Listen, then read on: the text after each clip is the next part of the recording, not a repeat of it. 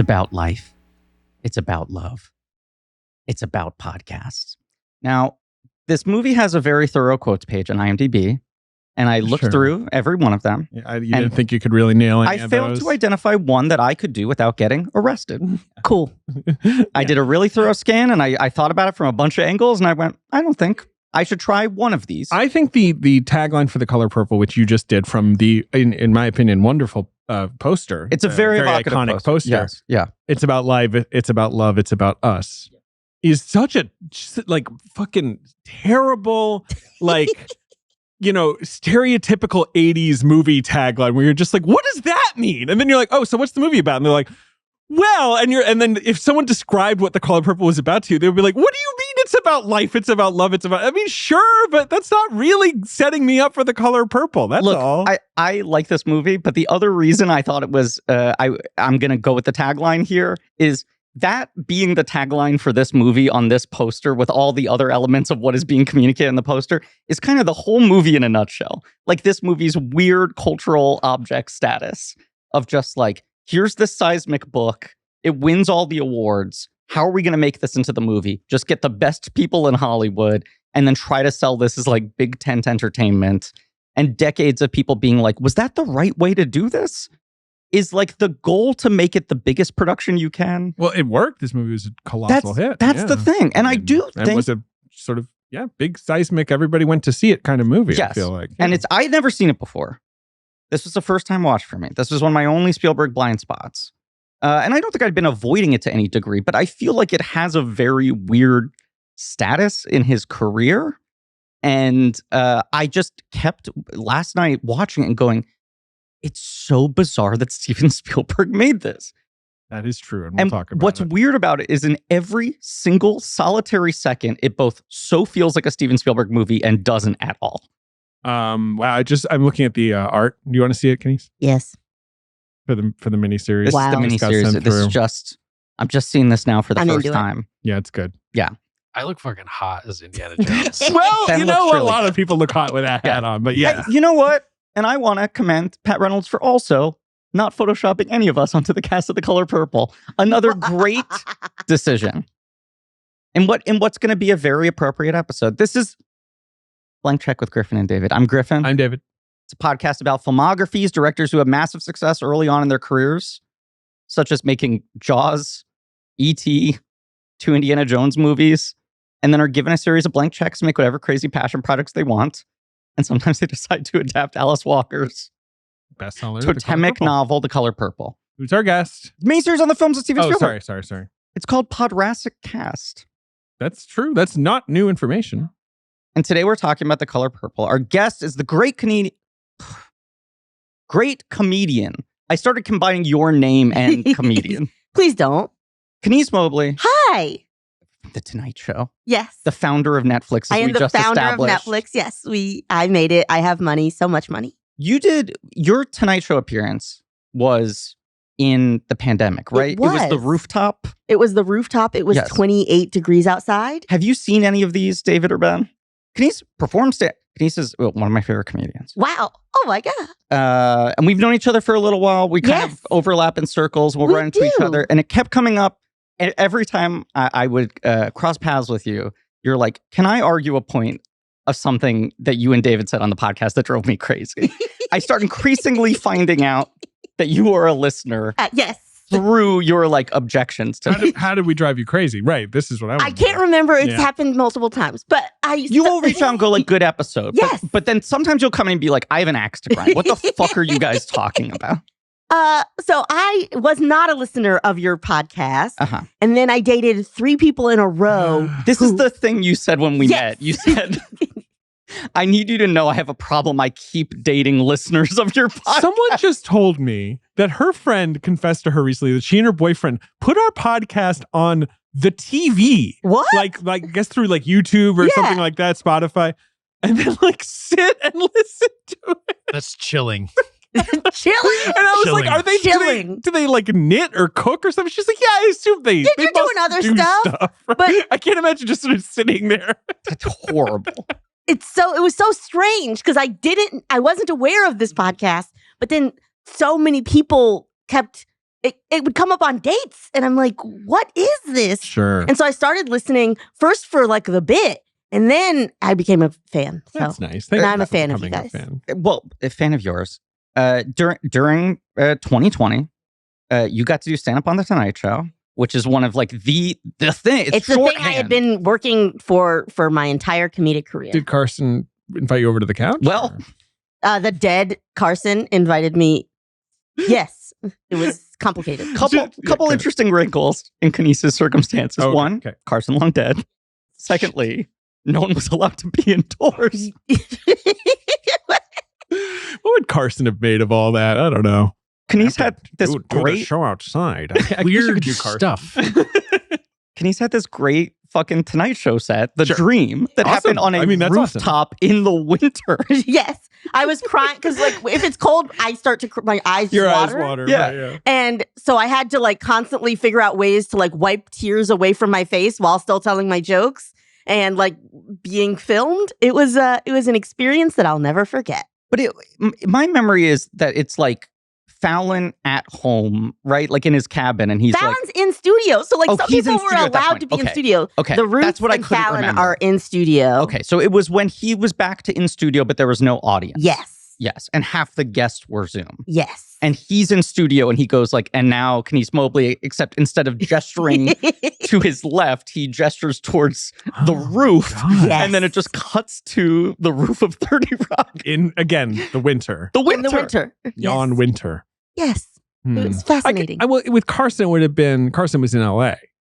So a rooftop It would have with been him warm. probably It would would have have been been nice. balmy even in February or whatever. Why'd that guy have to go and die and make your life more difficult? Well, first he it was retired a choice and and it was lived. about me. Yes. Yeah, it was. Yes. I won't be there when she's performing. No, I'm retiring and dying. I mean, a few people did it outside, but somebody did it from like a drive-in in Texas. And that Okay. was like warm and he looked like he was happy.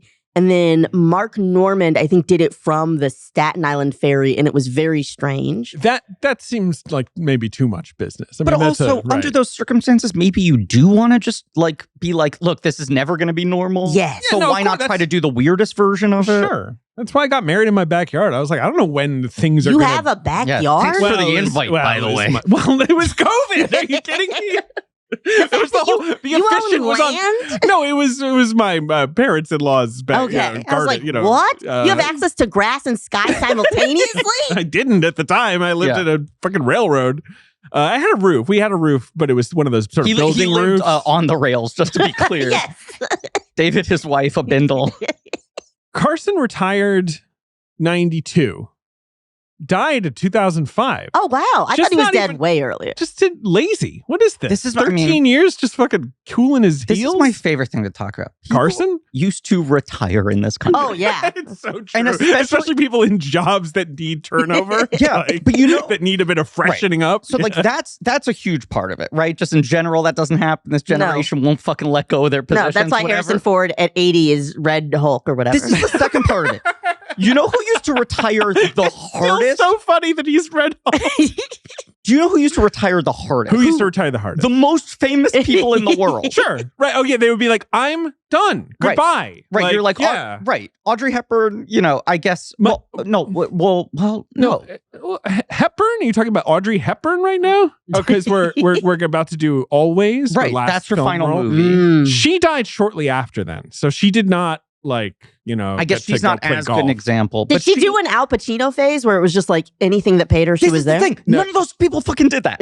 No, I mean, I think that, it was less of, there weren't movies like that as much, I guess, back then either, right? You couldn't just be like, hey, put me in any Bulgarian action movie that is being made this year, Well, right? Okay. There are relevant threads within this, right? Like this is a miniseries on the early films of Steven Spielberg, covering the first half of his career. His first big official professional directing job was the episode of The Night Gallery with Joan Crawford. And that was the example of that's like an old movie star who won't retire, right? And perhaps didn't manage their finances enough to be able to retire / needs the attention. Right, But yeah, it's or they're just bored and But you'd end up there. You'd end up you're a very special guest star on television. That would be nice. Right. Or you have a sort of poignant cameo in a thing, or you show up in a horror movie for 5 minutes to be lend it some credibility, whatever. Right. there wasn't the sort of like cash out of Red Hulk. Yes. But there's also the Is thing he of, doing like 5 movies right now? The Red Hulk thing is particularly galling. we have maybe brought up Red Hulk in every episode Red of Hulk this has definitely come up miniseries. It keeps before. we can't get past it. Because it just keeps being so funny to me that they're like, there's a new Captain America movie. And I'm like, oh, what's it about? And they're like, there's a black Captain, Sam Wilson is Captain America. I'm like, what's it about? What does he do? And they're like, I don't know. Harrison Ford will be Red Hulk. Right. I'm like, what does Captain America do in the movie? And they're like, who? And I'm like, he's the battling title character. something. He's investigating or something. I don't know. He has wings. Yeah. Anyway, Did the you watch president is Harrison Falcon Ford. and the Winter Soldier? I watched every episode of it. Yes, that was early COVID too, It where was you were early just COVID when like, we were watching everything. I'll throw it on. Yeah. You know what I'm watching right now? Lord of the Rings, The Rings of Power, Season 2. Yikes. Because I have this kind of 7 to 10 o'clock period where I can't sleep, Mhm. but my twin babies are trying to sleep, but that's when they're going to be the most rocky. They'll pop up. They'll, you The gotta most go rock do- steady, Bebop and Rocksteady. Their names are Bebop and Rocksteady. Canonically Oh, okay, in this thank show, you. I was those like are- Rocksteady like Gwen Stefani or Rocksteady like the other. Okay, cool. Yeah. Yeah. I'm hip.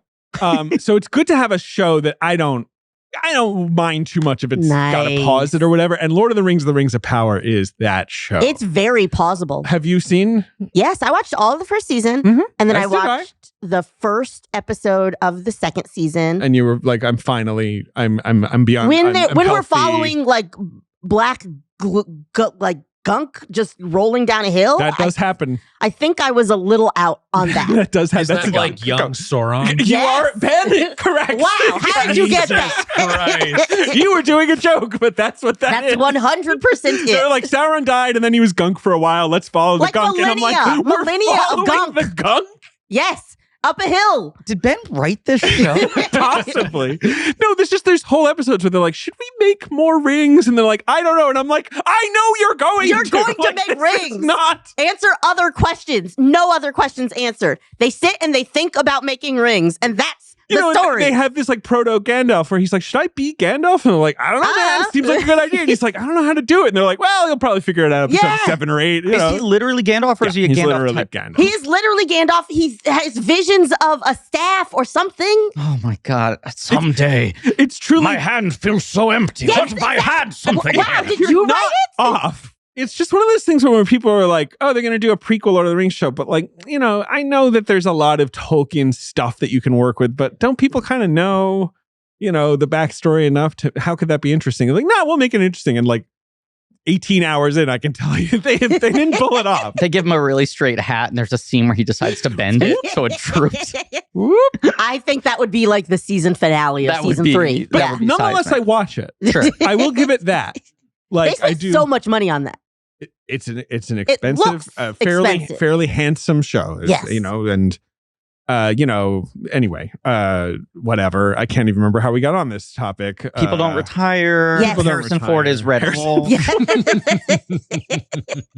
Don't you think it's funny that they're like Captain America? What's it about? Red Hulk. I had a whole long argument with my grandmother, who's a woman of an advanced age and gets very touchy when I get into conversations about like people need to retire, right?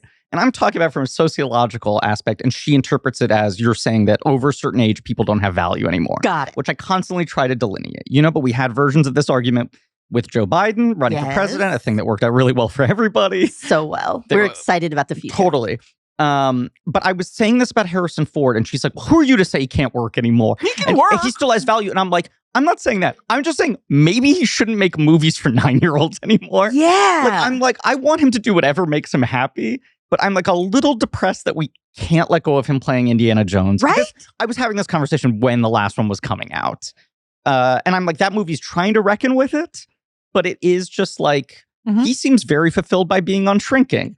I'm not going to tell him he shouldn't play Red Hulk. But there is a larger aspect of like, But you're kind of telling him you should. let's step back. Like Red Hulk feels like this inflection point of like, we need to examine 10 different cultural phenomena that have led to this moment. That have led to Harrison. Do you want to step? You know what I was about to say? Like it's beneath him to sort of step into a role, right? It's like this was William Hurt and William Hurt died, but he stepped into Jack Ryan.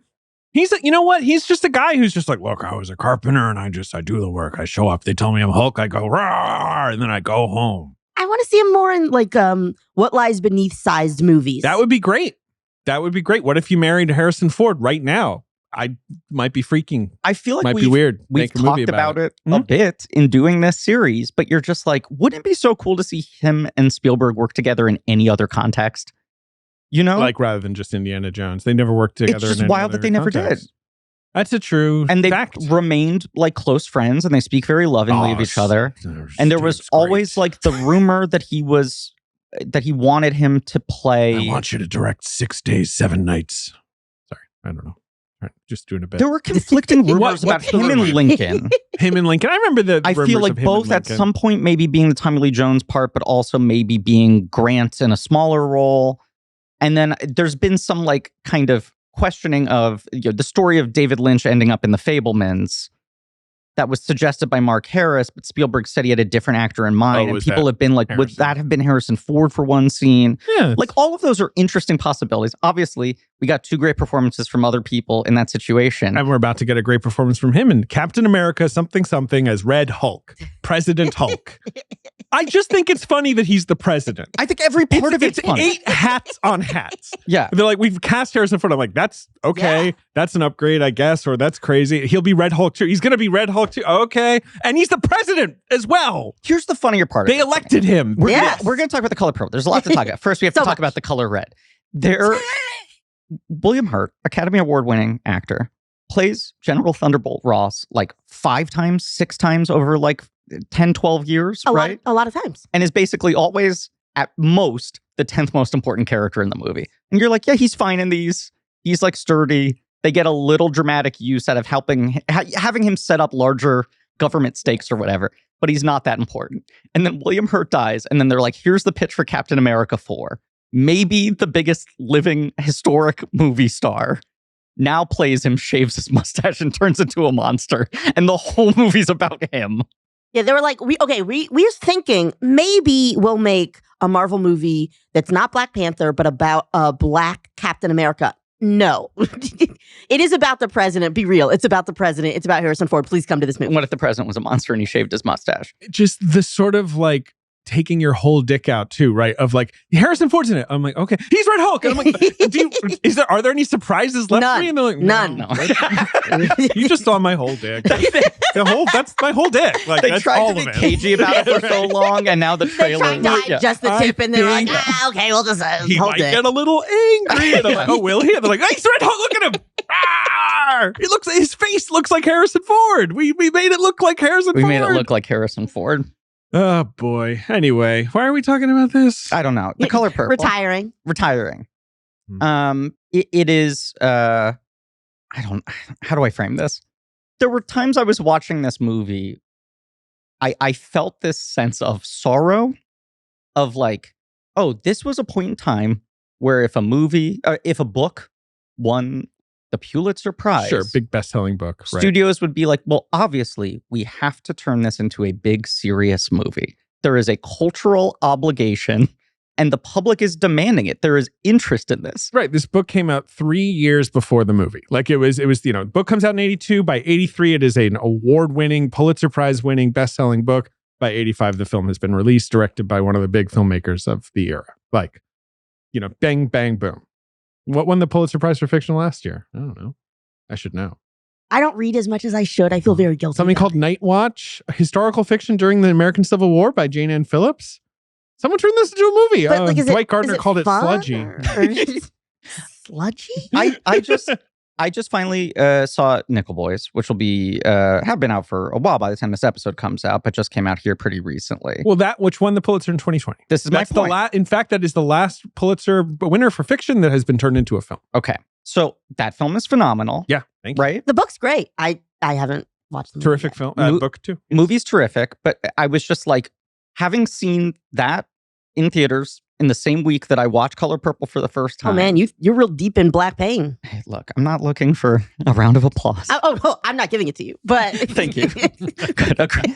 We can agree on that. I don't deserve it. Don't give it. But yeah, you real black people be suffering A little bit, Yeah. and it's just timing, chance, whatever. But it was like interesting to see these two movies like 40 years apart, right, in the same week, and be like, here's this book that is like seismic, and that like Amazon and MGM are just like, you know what? We're going to give like a $25 million budget to someone who's never made a feature-length scripted film before, casting largely unknown actors with like a very daring, formal like conceit. I've heard about this conceit, and I'm like, wow, I'm Which excited. is incredible. But that speaks to, in that moment, them almost having the awareness of like, there is no big tent version of this. If we try to make the version of this that appeals to like multiplex mall audiences everywhere, like it's not going to accomplish anything, right? No, it's like The Help, bro. Like, totally. that's when it's like, hey, we need to make this a 4-quadrant thing. Okay, we got to get the black people out the center of it. Okay, we get right. Get rid of that. But even The Help is like, that's more of a like an emotional beach read, you know? Yes. It wasn't like this is this like humongous, immediately historic piece of literature that needs to be treated with respect. That also, in the history of Hollywood, was like, we have to serve two things at the same time. One, like treat the material, but also two, we have an obligation to like win Best Picture, make $100 million. And Nickel Boys is just clearly like, why would we even attempt to do that? Just do an artistic film. Yes, right. You know, and I think that everything that's interesting about Color Purple is it like existing in tension between those two things, you know, and like being both better and worse than it should be and could be at the same time. The really annoying thing is when I'm looking at this Pulitzer list, All the Light We Cannot See, The Sympathizer, and The Underground Railroad all turned into television shows. Right. That's now what more often happens. The Goldfinch was turned into a movie. I was Did thinking, anyone but a see it? bad one. I saw it. Okay. I suffered through every second of that piece of shit. Yes. But that's the other one I was thinking of in doing this sort of math in my head where I pin that in my mind and I'm like, I feel like that was the last time that a book comes out, is a sensation, wins all the awards, and there's like this feeding frenzy of like, which recent Best Picture director are we going to get with 20 name actors? Before that, it's The Road. Yeah. We're taking like 8-year leaps. The Road also was like 10 years in development. Yeah, no, this is the thing. Right. And there's a lot of these sort of bestsellers that became classics.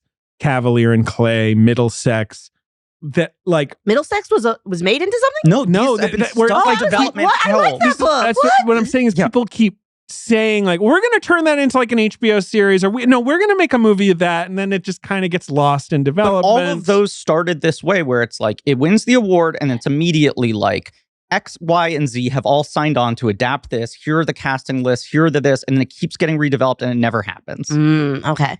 Because they're like not, I feel like that's why they make Night Bitch. That's why they make Crazy Rich Agents. Like, hey, there are books that they're making and it's like going to make us more money. Why would we do this? Yes. There's less of this pressure to take a book that is important and try to figure out how to make it more should do it. functional as a broad movie. There's Whereas a I lot of think these- they're now like, if a book feels like a movie, make it into a movie. And if a book feels difficult to adapt, then maybe let's like slow our horses and like rethink this. Anyway, The Color Purple is the movie we're here to discuss today. So Griffin had never seen it. Ben, had you ever seen it? No. I'd seen it. Had you ever seen it? Okay. Oh my goodness. No, just let me finish. Okay. So I am a Black woman from the South. I was raised in the Black church, went to a Black school.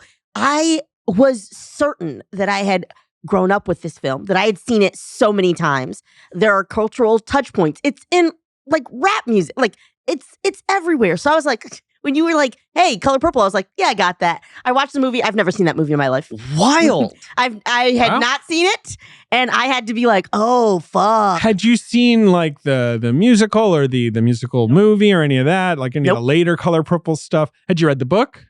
I read the book yesterday. I'm the only. Wow. Oh, so now I read the book. I read the book long ago. Oh, you're cooler than me?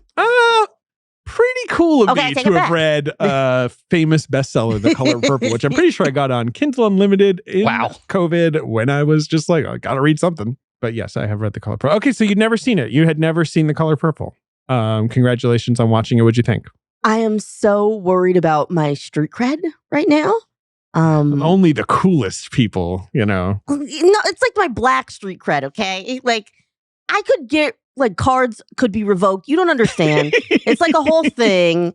Yeah. And so, like, yes, this movie, important. Yes, it has some of the people who have defined Blackness on camera.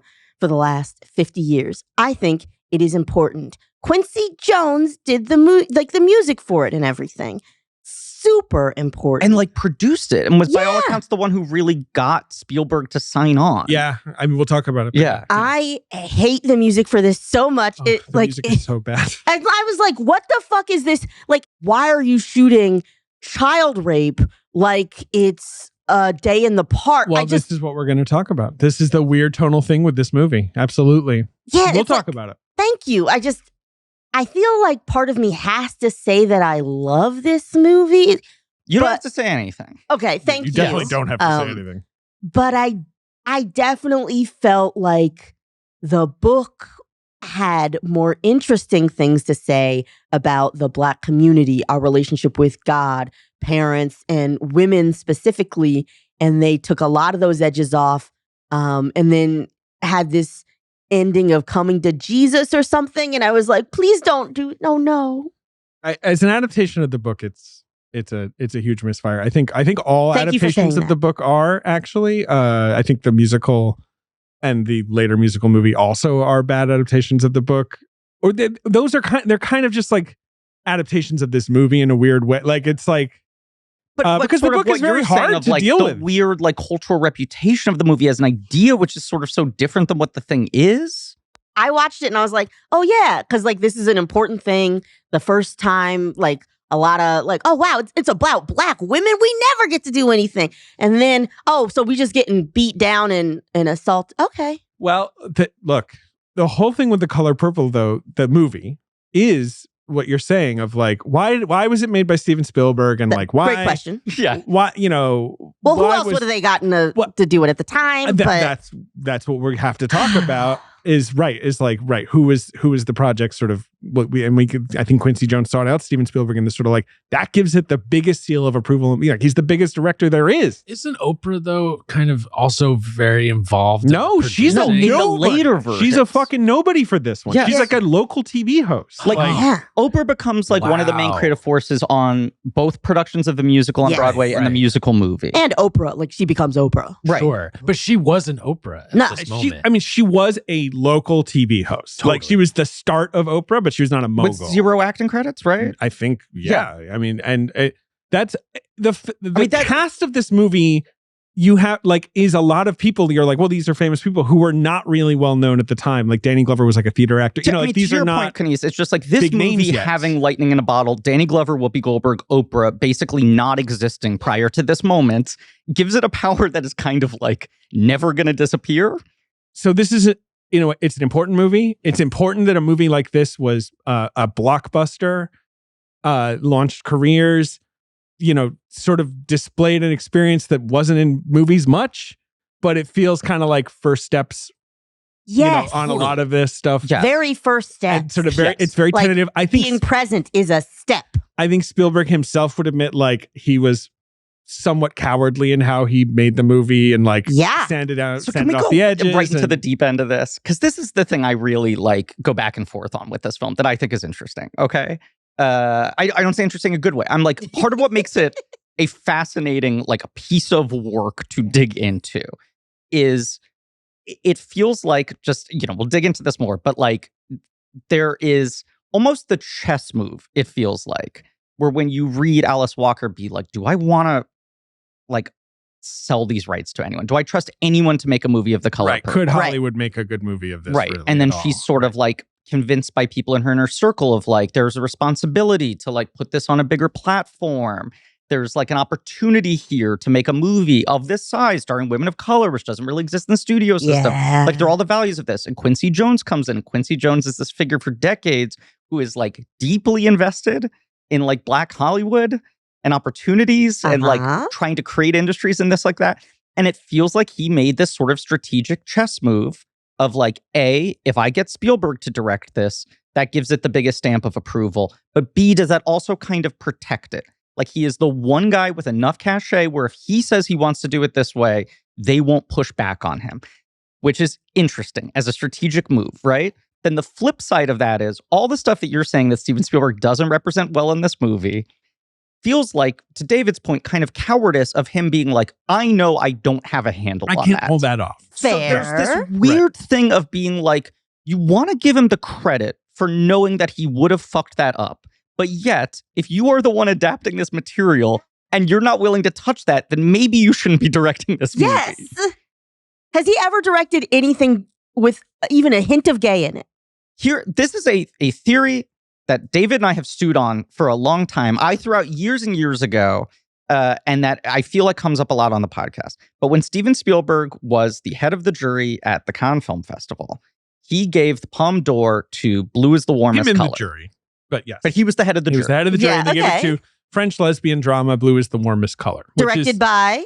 A really chill guy. Okay, cool. Just wanted to clarify that. Okay. A little bit of a similar situation. Yeah. But like, at the time, Adapting a very big, like, queer French, like, graphic novel by a man who maybe has a weird relationship to women. Yeah. but they don't know. They don't know like, you know, Yeah, like, yeah, but my guess is it's like, is what's Griffin is saying is Spielberg is watching this movie that is wall-to-wall sex scenes and lesbian sex scenes. It's just like, I could never do this. This has always been I'm my so take, impressed by is that when, like, filmmakers are the heads of juries of major festivals and you see what they give the awards to versus when it's actors or, you know, other people, I think specifically when it's directors and some of those choices are really odd, I think usually you can pathologize it as this is the movie they can least imagine themselves being able to pull off.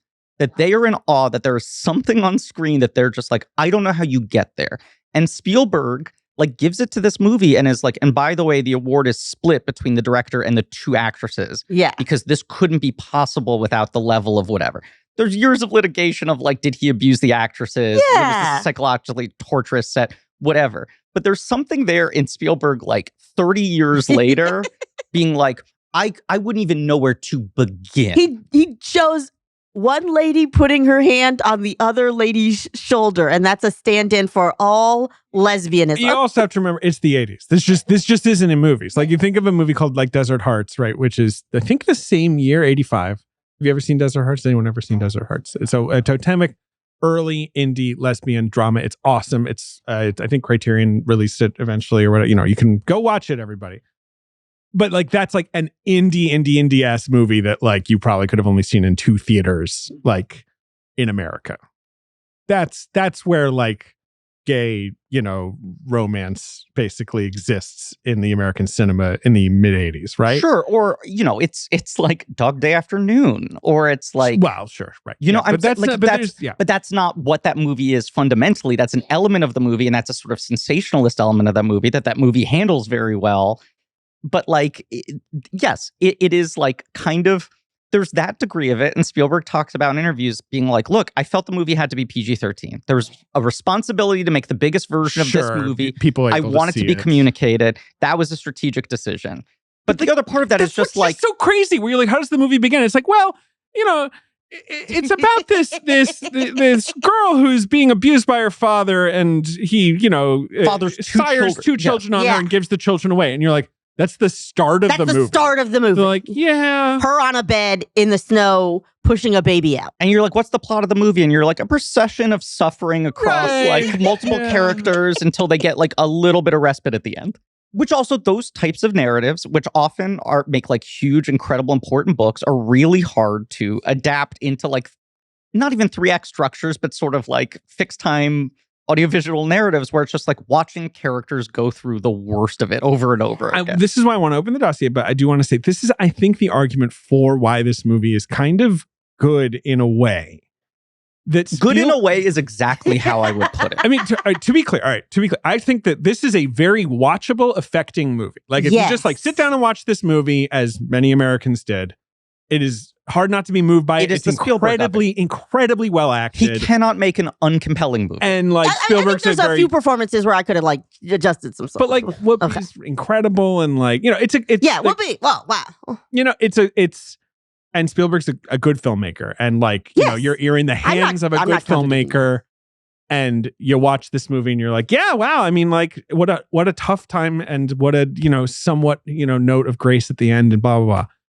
As an adaptation, you can quibble. As like a white Jewish filmmaker who doesn't really know shit about like the South or women's experiences. Right. Or, you know, like But he's like, quibble. yeah, but I was But in also terms- sad as a child. Yeah. Like, No, it feels like that's- that's his I don't entry think he's point. coming in there being like, I understand No. the experience of Which black women you at the give turn him of the credit century. for not having the arrogance of that, No. but it's the weird, yeah. But the fact that Spielberg is too shy or maybe just too sentimental to really depict things like with like utter brutality kind of makes the movie, you know, it's like there's a lot of movies that just lean into the misery and the brutality, like you're saying, and they're not really good. Like that's often a mistake. They can become kind of numbing. It's kind of relentless and numbing, Yes. and you're so, you know, it's a really hard balance to strike how to depict like all. And then at a certain point, I think in our culture, people started being like, "Can we just have less movies about this? Like, and have movies Right. about other experiences?" why are we Like, even trying? But this was a bestseller. This Yeah, is Alice yeah, Walker's yeah. story. Yada yada. Anyway, so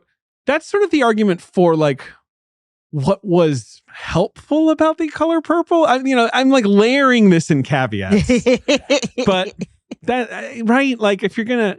But then, you read shit like, Margaret Avery is like incredible in this movie, right? She gets an Academy Award Wait, who's nomination. Margaret Avery in this? She I'm sorry. plays Shug. Oh, yeah, Yeah. yeah. I like her. And then her like career completely kind of stalls out. And you read Isn't interviews her with name her. like Margaret Avery, Shug Avery? Yeah, okay. Yeah. Her and the character both have the same last name. Cool. She was just like, this movie comes out, I get an Oscar nomination, and people are like, well, she's not big enough for movies and she's probably too big for TV. Was just sort of like all Cool, offers so you froze get up. nothing. Right. They were just kind of like, and I'm not even going to have a window of opportunity unless there's like another black star who needs a wife in a movie, And she was like, and meanwhile, I watched the next year, Danny Glover does like Lethal Weapon. Like it's an immediate launching pad, right? And obviously, Whoopi Goldberg launches into like an insane film career off of this. A very nice one. A really nice one, but it's also sort of bizarre to be like weird, like theatrical comedian, never in a movie, gets her breakthrough in a like purely dramatic role in a Spielberg film, gets an Oscar nomination for her debut performance, and then immediately is like, great, and now I make comedy vehicles. Yeah. Like it's funny that she didn't get slotted into drama and that she was able to go back and she forth. was a comedian. Totally. Yeah. But I it's mean, like... But Whoopi's career is a one of one. Like it's a very We unusual will and awesome talk about it. career. Yes. Like But like that's a weird example of like, and then She should've won the Oprah Oscar. like doesn't really act again for like over a decade. We've now covered like half of Oprah's movie career on this because we podcast, covered Beloved and and we is there covered anything else? Princess and the Frog. Oh sure. Oh, yeah. wow. If you remove times in which she played Oprah Winfrey in a movie, it's like 8 roles, and I think we've covered 4 of them. Yeah, we'll probably do Selma one day and A Wrinkle in Time. I mean, if we do Selma, we're doing A Wrinkle in Time. Same director. But you're like this thing where it sort of like launches people, and also like some people get totally stuck. Yeah. Margaret Avery should have won the Oscar, and Whoopi should have won the Oscar, in my opinion. If you guys want to talk about it right now, or we can talk about it later. If you want to talk about the 1985 Oscars, which are kind of a travesty. Like almost every winner is wrong. Build up to that. Okay, fine. So The Color Purple, 1980s, Steven Spielberg, Peter Pan himself. He'll Yes. never grow up. Yes. He makes movies about space aliens and Harrison Ford with his whip, Temples of Doom, Sharks and stuff. Sharks. Right. He's quickly becoming... Oh, he wants to make a grown-up movie and it turns out to be Poltergeist. It's just another silly movie for children. And really. you're getting the narratives of like, is this guy holding back culture? Oh, he wants to make Oh. another thing. He's doing a movie based on his favorite TV show, Twilight Zone? Well, I'm sure nothing bad will happen there. Oh, he started a production company, Amblin. What's he going to make with that? Gremlins and the Goonies. I'm serious. Like, this is the narrative. What you say? It's like, this person is infantilizing culture with his childish genre obsessions. And like now Amblin is spawning like more Spielbergs, like that will only, do more. Right. Such He thing. basically, they poured water on Steven Spielberg, and now mini Spielbergs are coming out Oh, of his yes, back yes, and yes, wrecking yes. crap. But like, at this point, he has made 4 of the highest grossing films of all time, if not 5. Oh, sure. I don't know. Indiana Jones, Jaws, and E.T. for sure. I mean, Close it's pretty Encounters cool. was up there. Whatever. He's made like 4 of the highest grossing films of all time. Here's the other weird thing that we've been covering, Kenice. Sugarland Express, no Oscar nominations, Okay. right? Second movie, Jaws. Big Oscar film, nominated for Best Picture, not nominated for Best Director. Seen as a Mhm. snub Yeah. for a film that was so culturally like seismic. Then Close Encounters, nominated for Best Director, not nominated for Best Picture. 1941's a flop. Raiders of the Lost Ark, nominated for Picture and Director. Oh. Indiana Jones is the first time that they're like, fuck, fine. Yeah. We'll give you both. But it's felt like they've been a little like... I did not know that was nominated for Best Picture. Which is also crazy. Yeah. Do you like Steven Spielberg? We didn't even ask. I think so. I think I like Steven Spielberg in the way that I like Coca-Cola or Beyonce or Football in America. I don't, just like that. Kraft mac and cheese. Yeah. Actually, I don't like Kraft. I'm from the South. So that's like offensive to me. So Yeah. sorry, Ben. Wait, No. I'm so sorry. Wait, are you Velveeta then? What's your... What on earth are you talking about? She's saying that like she's What? it doesn't need to make mac and cheese out of a What? box. Yeah, like what on earth is I'm sorry. It went over my head. I thought it was just you had another brand allegiance. Brand? What? What are you talking Kenny's about? family? I'm so sorry. I'm now with you. Yes. I Homemade's genuinely better. was confused when the word Velveeta came out of your mouth. I was like, "What is happening?" You gave me not. I You didn't gave me a disdainful look, I had and I Velveeta understand mac it and now. cheese once. It was weird. I didn't know that Velveeta made mac and cheese because They do. Velveeta isn't even is. Can we legally call Velveeta cheese? I don't It's think cheese so. product. It's the goo, right? Yeah. It's Yeah. it's vegan. right? Macaroni and That's- It's vegan. I think it is. I don't know. Maybe it's just. Holy they. It's like the orange version of the Sauron goo. That's what Velveeta looks like. to me. No, it's not vegan. I'm sorry. I take Okay. it back. It does have The some vegans milk. are going to come after you. One of my exes who listens to this podcast Yeah. and is a vegan, he's going to come after. He's you. Shout gonna out come after to Kenice's vegan ex. Um, I You know hope you you're- are. Hope you're listening. Yeah, He should be. you fucking should be. Sit Yeah. down and listen on Yeah, the TV. how about that? No, I'm kidding. Turn it on. You're a perfectly nice person. Just we weren't right together. E.T. the Extraterrestrial becomes the highest grossing film of all time. Immediately one of the most beloved films in history. I think is basically presumed to be the Oscar frontrunner, and it's seen as a bit of a shock that Gandhi beats it for picture and director. And it's this element of like, they would rather give it to the very sort of like handsome, middlebrow, classical biopic than the movie that like made the entire world cry, because it does feel like there's a bit of a like, we can't fucking give Spielberg everything. We can't give him too much power, right? Off of E.T. He can be the box office king, but that doesn't mean he gets Oscars Yeah. automatically. And it is foolish because indeed he probably should have just won his Oscars for E.T. because that's where it's kind of like, look, man, this is the whole package. It's all of it. Yeah. You made a huge hit. It's a personal film. It sort of appeals to everyone. It's really fucking good. But no, Gandhi, I think Gandhi was the front runner. We'll talk about it on that episode, but Gandhi was this, the whole thing with Gandhi was like they had 10,000 people in this scene, where it was just like, how the fuck did they do this? I don't know. And they got this guy who looks like Gandhi. Where'd they find this guy? It's like, I don't know. Anyway. He rolls straight from that into basically a contractually obligated second Indiana Jones movie, Yeah. which people have a divisive reaction to. And it's in that moment, that inflection point, that it does feel like we have this run of years that Spielberg being like, you want me to grow up? Fine. They're like a slightly kind of like vindictive, like, I can do this. So, well, as Spielberg puts it, for a long time, I'd wanted to become something involved with something that had more to do with character development.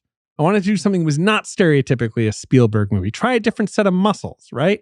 Sidney Lumet, Sidney Pollack, a couple of Sidneys out here, right? Who he admires, who are more the guys who kind of do a lot of stuff, right? Like those are not filmmakers where you're like, yeah, they're going to make the same sort of movie every time. They make all kinds of dramas and grown-up movies. And also, like, Spielberg growing up, like, coveting people like Hawks and Ford, who made like 6 studio movies a year, and they'd finish one, and the studio head would be like, here's a book, adapt this.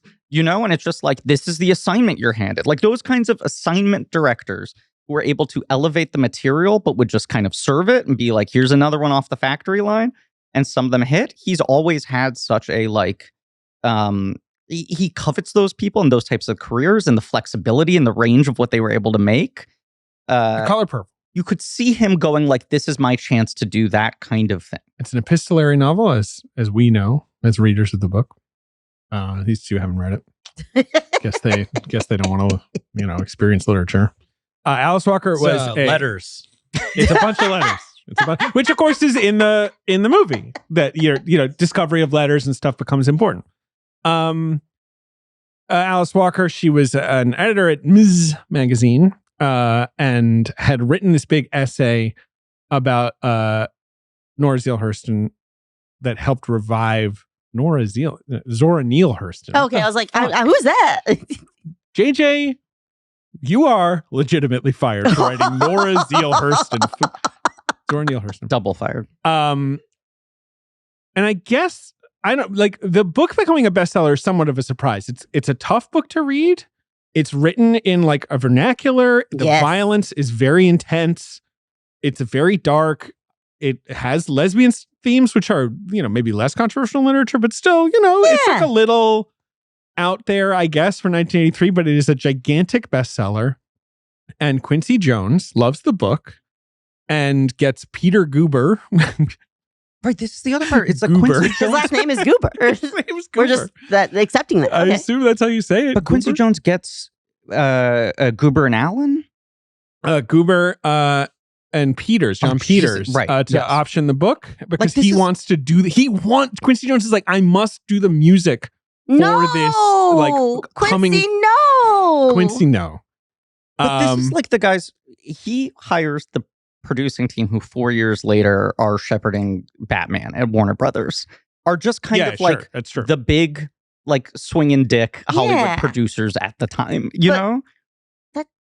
I don't know if swinging dicks were right for this premise. Probably no, not. No, but Probably not. but it speaks to, it's just like, let's just get all big the book. heavyweights. And so people want to be a part of it. Kathleen Kennedy, legendary producer, also reads it and gives it to Spielberg. And Spielberg says he falls very much in love with Seeley and is sort of obsessed with the book and can't stop thinking about it. Kennedy wasn't like, you have to make this or anything, but she was like, thinking of it as a potential thing for him. And he said, look, I'm scared to do it, but I kind of love that. And Quincy Jones agrees. He and Spielberg had worked on some sort of unrealized musical together. I don't know what it is. Not the really Peter Pan discussed. thing? I don't know. Okay. And Spielberg is saying to Quincy Jones, like, shouldn't a black person direct this? Shouldn't a woman direct this? This is all reasonable questions. Quincy asks, and this is a good line by Quincy Jones. You didn't have to come from Mars to do E.T., did you? It's a pretty good line. It's a good line, It's a but good line. So E.T.'s not from Mars. It's from the Green Planet. which one's that? That's what it's called. Okay. I believe that's its proper name. the Green Planet. Okay, yeah. cool. Yeah. Isn't Quincy Jones the one he did the interview with Vulture a couple of years ago where he says Marlon Brando would fuck anything, he'd fuck a mailbox. Yes. And he fucked James Baldwin, he fucked Richard Pryor. And the guy's like, wait, how do you know that? He slept with those people? He says, come on, man, he didn't give a fuck. Do you like Brazilian music? That's lovely. It is the So greatest. good. The greatest interview of non all time. sequitur. Where he's just like, do you like Brazilian music? And he's like, what? Yeah, sure. Anyway, I just like to think about, be like, E.T., you're not from Mars and you made E.T. Do you like Brazilian music? But the most important person Spielberg has to sway, Quincy Jones is on board, is Alice Walker. And so he meets with her and her daughter and her publishing partner and a literary critic named Barbara Christian and filmmaker Belvie Rooks and the activist Daphne Muse. And this entire group apparently is like, we do not want Steven Spielberg to make this movie. Would be hilarious if the names I just read to you, we were all just like, Steven Spielberg seems like a perfect choice. Would you sign our That ET guy? posters? And especially the Spielberg we're talking about. Like, it's like later, sure, the guy who made like the sort of more complex, like, 2000s movies that he made, like, you might kind of be like, well, he's grown up and he's made a lot of different kinds of movies. But we're talking about the guy who just made Raiders of the Lost Ark and Alien movies and shit. Like, it's a huge leap. Look, it is not a 1-to-1, but in the 2000s, in this sort of similar quarter to what we're talking about, Spielberg for years came very close to wanting to direct Memoirs of a Geisha himself, right? And developed it, and then ended up still producing it when Rob Marshall took over. Okay. I don't He think gave that it to an Asian woman, Rob Marshall. Yes. I was like, Rob Marshall. That's Yeah. how we pronounce that. Okay. I don't think that movie would have turned out well. But I'm also like, if there had been a Steven Spielberg Memoirs of a Geisha in 2006, it would not have been as strange as there being a Steven Spielberg Color Purple in 1985. Where at that point, he's like branched out and tried a bunch of different shit, and some of it works and some of it doesn't. Whereas at this point, you're like, Steven Spielberg's thing is figured out. And he's taking like the hardest pivot and this is the other thing about him being like, I want to be like Sidney Pollack and Sidney Lumet and all these guys. those guys like do not have a dominant personality and worldview that seeps into Right, they're just every good single filmmakers. corner of their film. Right. They're both like, right, my job is to figure out how to tell the story the best you can, right? And like Quincy Jones is the person who I think kind of like convinces Sidney Lumet to direct The Wiz in the 70s in a similar way of like, this needs to be made by a major filmmaker. I'll produce this. You didn't have to be a dog to make Dog Day Afternoon. Quincy, it's not about a dog. Do you like Brazilian music? Yes. But like every Spielberg movie is just like, we understand this guy's brain, his stylistic quirks, what he likes out of his collaborators. Do you like Brazilian music? Like the Steven Spielberg thing is so like codified at this point for better and worse that for him to then just be like, I'm just going to try to put it on something totally different, as far away from myself as possible is so strange. So Alice Walker's take in concert with this sort of group of like intellectuals and, collaborators. What our experience had been with Hollywood and with what white people do to black work, all you have to do is go to an average movie where you have one black person surrounded by a million white people and you see how artificial the black character becomes. And I just didn't want that. So she's anti-Spielberg. But she likes Quincy Jones, probably because he's a fun hang. And he's like, just meet with him. And then she sits down with Steven Spielberg and she really likes him. Now, Steven Spielberg's a likable guy, I think, right? And sits down, starts talking about the book, in her opinion, incredibly intelligently, clearly actually read the book and cares about it, I guess. And she's very taken with him and has confidence that he's the one. And she watches E.T. and she's like, this fucking rocks. Yeah. Not joking. Like, she's like, of all characters being produced in Hollywood at the time, E.T. was the one I felt closest to. So look, and I also get there is like a level of like emotional intimacy and sincerity to E.T. that for how much people are like Spielberg, the manipulative, the big sweeping emotions, like there is like a smallness in E.T.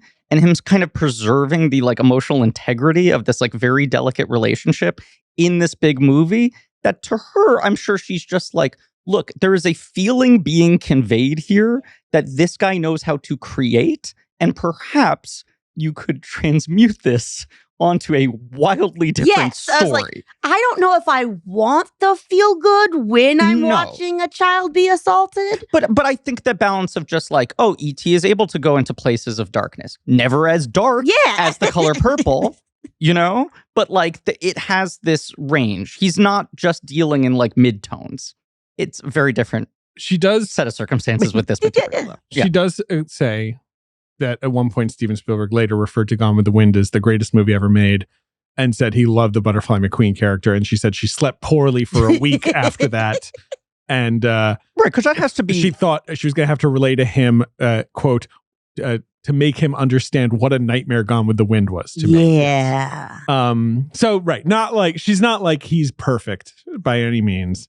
She is, however, allowed to write the first script. Like, she is given the first shot at turning in a screenplay. She turns in, after 3 months, a draft that gets rid of the epistolary structure, has more Suge Avery in the narrative. Spielberg likes the script, but, it doesn't want to make it.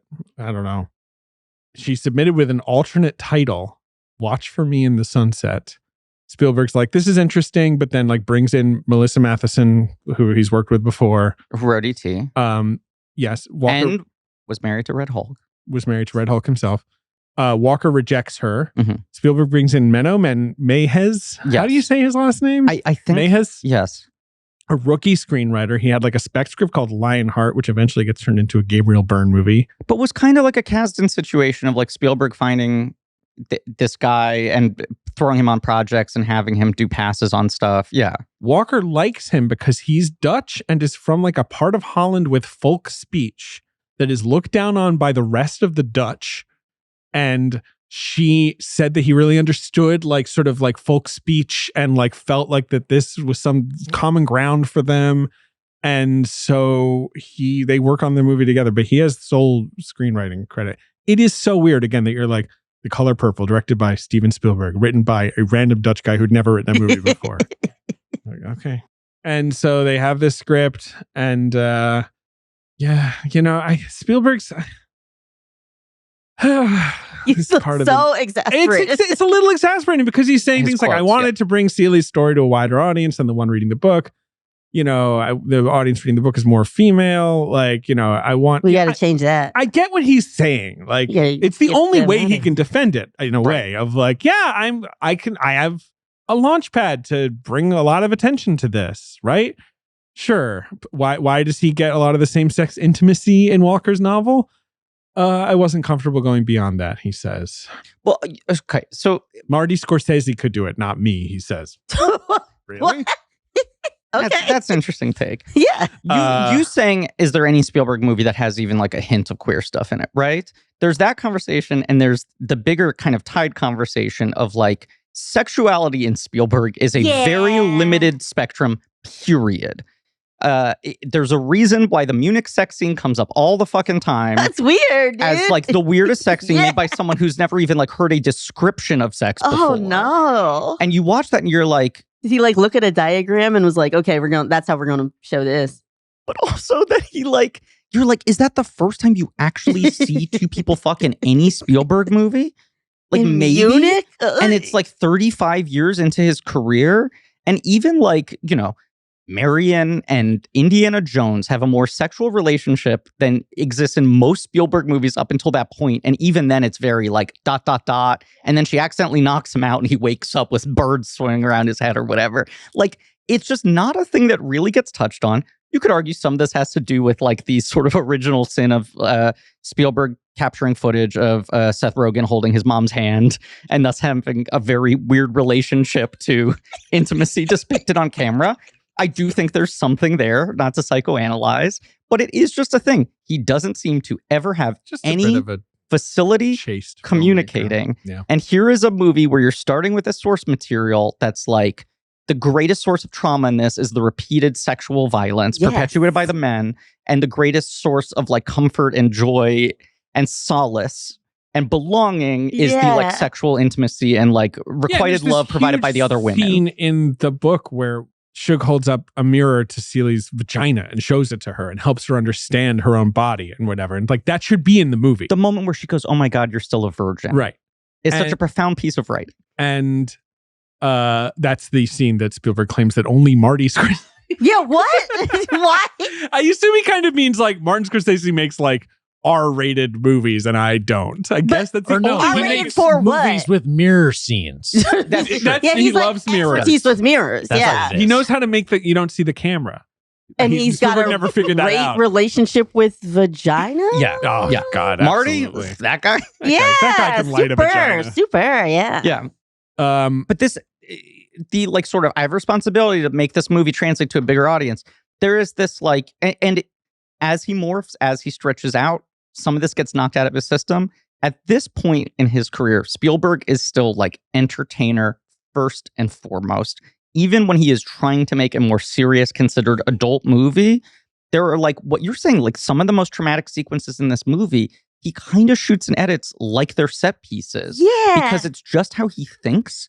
And he's so good at just being like, okay, what's the emotion you need to feel here? So then if the camera moves like this and I cut like this and whatever, then that gets that across. Did he have any say with the music? Because truly the music was killing me during this movie. It's also so strange because, I mean, am I wrong in thinking the only two scores that John Williams didn't do for him are this and Bridge of Spies? Correct.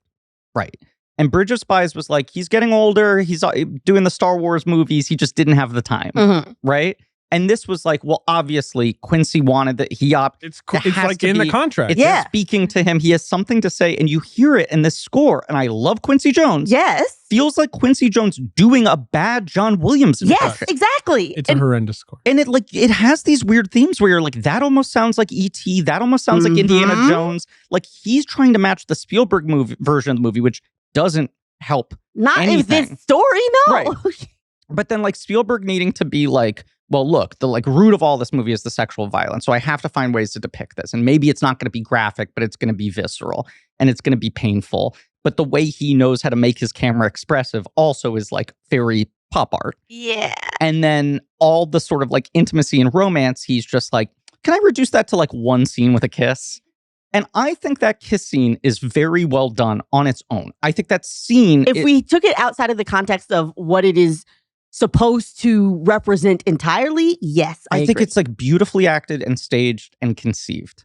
And if that were the first scene that leads to the start of the thread of their relationship, whether or not that is depicted in an incredibly visual graphic way, but at least it's just textually like pointed, something, yes, I'd be like, man, he handled this well. I'm watching the scene, I'm like, this is a kind of intimacy I don't see in his early films that we've been watching. And then it's like, and that's enough of that. I did it. No more. Aren't you happy? It's like, isn't that like the main way she gets any type of joy in her sad life? And then we're just like, nah, don't include it. Whoopi Goldberg loved the book and had written to Alice Walker saying, if it's ever turned into a movie, I want to be a part of it, even if I just play a Venetian blind. Good line. So Quincy and so Walker suggests Goldberg to Spielberg. And so Spielberg goes to, he doesn't know her. He goes to see a stand-up performance along with Walker, Quincy Jones, Michael Jackson, and Lionel Richie. Cool. Just a regular show, just hanging. Was she on Broadway at this point, or was this? I don't know. I think she did this for them. I don't think they like went to see. Like he was like, "Hey, do a set for us." Oh, okay. I was like at like the stand, just like her kidding up. Comedy tip your bartenders. Yeah. Well, she's such a weird. And he loves her. It works, even though she apparently did a joke about E.T. getting hooked on dope in an Oakland jail. Spielberg is very charmed, and despite the rumor that Diana Ross was the first choice for this, which is insane to think about, he's like, I want you to do it. Whoopi is like, I don't know if I'm up to that. What if I played Sophia, as sort of supporting character, Oprah, Oprah's character. And then eventually she's like, wait, Steven Spielberg's trying to cast me as the lead in this movie. Like, what does he matter? I should just do what he says. Like, I'll say yes, absolutely. Right. And I mean, Whoopi is astonishing in this movie. It is like one of the great debut performances in the history of film, I would argue. And then launches, like, as you were saying, and we'll unpack, one of the most unique careers in entertainment history. Like, there is no parallel to her, really, when you, like, step back and go, like, she has done everything at least twice. Like, it just covers all of it. But it is such an interesting, I don't know, I feel like this is what I was trying to get at earlier. But, like, here's this woman who's, like, basically, like, kind of synthesizing a new form of comedy at the time, where when you're saying, like, she's referred to as a comedian, but she was, like, more doing character stuff, but would also do monologues. She, like, can recite jokes, but was very quickly doing, like, longer form kind of theater pieces, and then becomes, like, a sensation, has, like, this one woman off Broadway show that keeps growing and growing. But I think there was, like, you read the reviews at the time, people go, like, how could you translate this? Like, Whoopi Goldberg is so her own universe. She is so complete. Just leaving her alone on stage for 2 hours, she can create, like, an entire reality. What is, like, the proper vehicle for her? You don't put her on a fucking sitcom, Like, what's the movie you make for her? To then do this big swing, to put her in this dramatic role that is so quiet and so reactive and is, like, 90% just her face. Yeah. And is so underplayed. Right. And have her just, like, knock it out of the fucking park. And now be like, great. And now I'm Whoopi Goldberg and I have the cachet. No one can tell me what to do. I'm going to do exactly what the fuck I want to do with my career. She's going to do Theodore Rex. Right. Yeah. Hell yeah. I'm just going to, like, follow all of my own whims. Dinosaur. Yeah. Is that what happens in Theodore Rex? I think so. Yeah. Yeah. Whoopi, very intimidated on set, says she really didn't know what the hell she was doing. Said Spielberg and her had a bond over, like, movie nerdery. So he would be like, hey, do Boo Radley when he gets caught in To Kill a Mockingbird. And she knew what that was. Or, like, do Indiana Jones finding the girl at the end. Like, what he would, like, reference things for her. And that she he would recognized that. he was as encyclopedic as he was of watching every single movie that would, like, air on television. And right. Do Gaslight. Like, when Danny Glover's being insane to her, do Gaslight. And she apparently would, like, be like, yep, I know what you're talking about. What's crazy about it to me is that, like, on paper is like, this is how you shouldn't direct somebody, right? Hey, imitate other acting. Right. And I think it is, like, to Spielberg's credit that he is flexible enough to be like, what do I need to help this person? Here's someone, Whoopi Goldberg, who is, like, undeniably as powerful a performer as anyone on the planet, but also has not had to act within this context and this structure, has not had to play a role like this before, has not been on a shoot like this before. And he's just like, oh, you know what? If I point to a scene and go like, you know the face that Cary Grant makes in that moment? Can you do that? She actually is able to replicate that in a way that isn't hollow, can access the real emotion from the surface level request of what I want. That's fantastic. Like, I know Whoopi Goldberg just as someone who's watched the movies and has seen The View. So to hear this stuff, I'm like, yes, she's cool. I was compared to her. I went to film school. I was the only black girl in my class. I had locks, and they were just like, you're Whoopi Goldberg. So they just called me Whoopi Goldberg all the time. What the fuck? You must have loved that. Oh, it was definitely interesting. And they also, because I lived in a decent apartment based on a scholarship thing, they're like, oh, the only reason you would have money is that your dad is Sam Jackson. So I would. They jumped to who are Sam these people? Jackson? They jumped to Sam Jackson as a black person they know that would have a daughter that looks like me. Whose last name is Mobley. Yeah, his last name is definitely Mobley. Right. They don't like to talk about it very much. It's a whole thing. Sure. Yeah. So to hear that she's like cool as hell, there is a bit of reclamation of that where I'm like, I don't know, she is pretty cool. Okay, they could have called me Whoopi, but if they had known that, not just because I had locks and was black.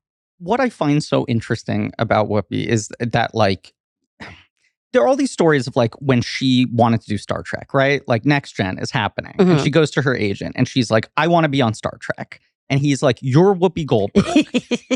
You can't be on Star Trek. You're not going to be a guest star on No, Star Trek. I want to be on Star Trek, though. And she's like, Star Trek was important to me. Like, I want, her was important to me. Like, I want to be on the new Star Trek. And right. Like, okay. And they were like, that will like damage your legacy. That devalues you. Right. You're a movie star now. You have Academy Award nominations. Karina. Right. It's you and Leota, baby. Right.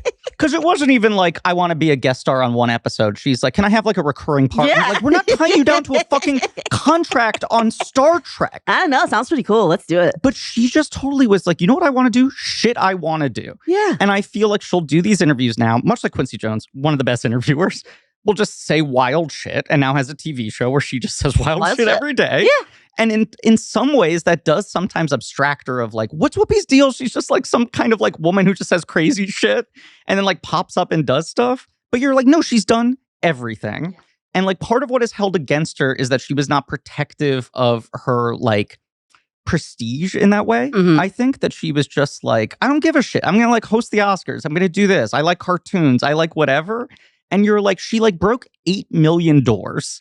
But in a way that just kind of makes it feel like, oh yeah, and like Whoopi Goldberg is like the American flag. She's just like an object that we look at. Yeah, that's always there. That's always doing something. Like I feel like our buddy Alex Ross Perry and I always talk about how when we were children, we were like, there are 10 famous people. Sure. There are and 10. She was one of them. Right. It's like Whoopi Goldberg, Danny DeVito, Arnold Schwarzenegger. Like who are the people who could exist in both the Academy Awards and the Kids' Choice Awards? Those are the 10 people where you're like, and a lot of them, part of it is just like, they don't look like anyone else. They have an interesting name. Yes. They appear in all kinds of things. They'll be in commercials and also like cartoons and whatever. Whoopi EGOTted. Whoopi EGOTted. Yeah. Early. An early EGOT. Is she in an episode of 30 Rock talking to... She is the one. Yes. She is the one he consults. That's the Roger. Yeah. But I feel like that's kind of, I don't want to say taken away from her. But people are like, oh yeah, I guess like Whoopi Goldberg. Yeah, but they don't put her on the pedestal that she deserves to be on. Yes. And now she's just on The View, and I feel like she says something out of pocket every day, and everyone's just like, Whoopi's crazy. Who cares? She just cashes checks, takes a limo, I guess, to and from, and lives her life. Is it the greatest stage name of all time? Whoopi? It is an incredible... What's her real name? Sorry. Elaine Johnson? Karen Elaine Johnson. What? Elaine Johnson. Yeah. Yeah. Karen Elaine Johnson. Yeah. I mean, Whoopi Goldberg is an incredible How'd she get the Goldberg? I think it's part of her family. Like there's some like forebear. Although then she did the Henry Louis Gates Jr. show, and he was like, "We didn't find any Goldbergs." Like, but she claimed that it was. Okay. We can all claim stuff. Let's do it. Yeah, she got Whoopi from Whoopi cushions, like genuinely. Yeah. What? Yeah. That's lovely. Love Whoopi.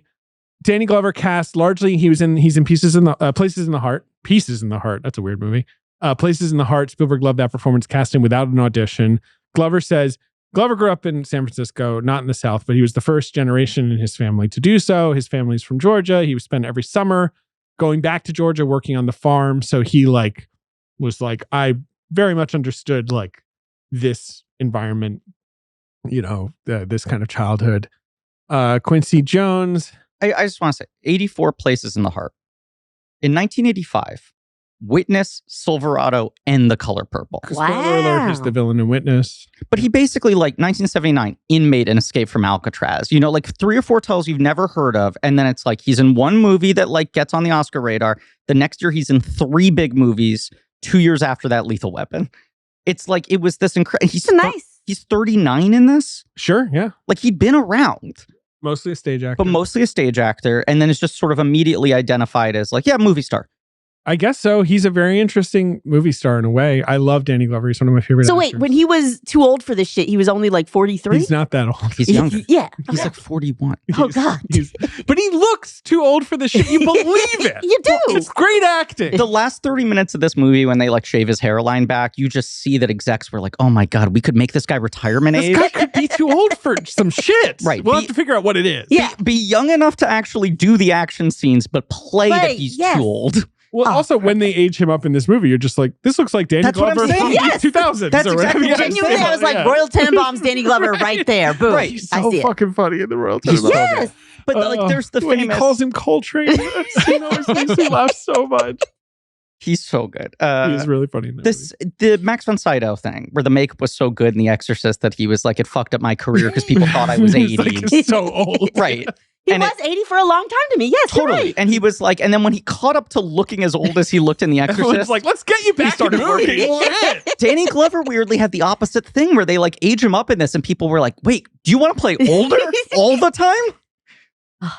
That's the dream. Quincy Jones at one point is catching a red eye for something. He's in Chicago, okay? He turns on the TV. He sees a show called AM Chicago, has an exciting young new host, Oprah Winfrey. Calls Steven Spielberg. Quincy Jones really was kind of wild for this one because like all of his choices make sense. You're like, yeah, Whoopi Goldberg, Danny Glover, Oprah Winfrey, these are great choices. Yeah. But like imagine being Steven Spielberg being like, all right, how do I get my handle on this like black lesbian drama set in the South? And Quincy Jones like, I'm watching this local Chicago TV like fucking daytime host. She's perfect for Sophia. We're gonna cast her. Spielberg's just like, okay. She'd never been in a movie. She found being in a movie really difficult. Like it's not like Oprah Winfrey was like a natural actor. Like, you know, and she talks about like how tough it was. I also think like, hey, your role is like being insulted, being hit, and then just- being like Yeah. catatonic, Yeah. like, you know, all how fucked much? up. Oh, the makeup in this movie is the way like they make the son of Danny Glover. Harpo, yes. Oh, Harpo, and yeah.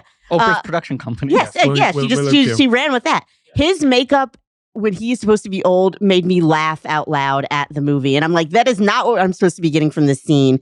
But they put a bald cap on him where you can see the seam of it. They just like kind of put wrinkles around their eyes to be like, look, they're old now, and I'm like, but they're old. Okay, He looks insane. he looks I- truly. I- I'm like, I- who yeah. put this wig on this man? Did they hire people that knew how to do wigs? Like, you're like, what?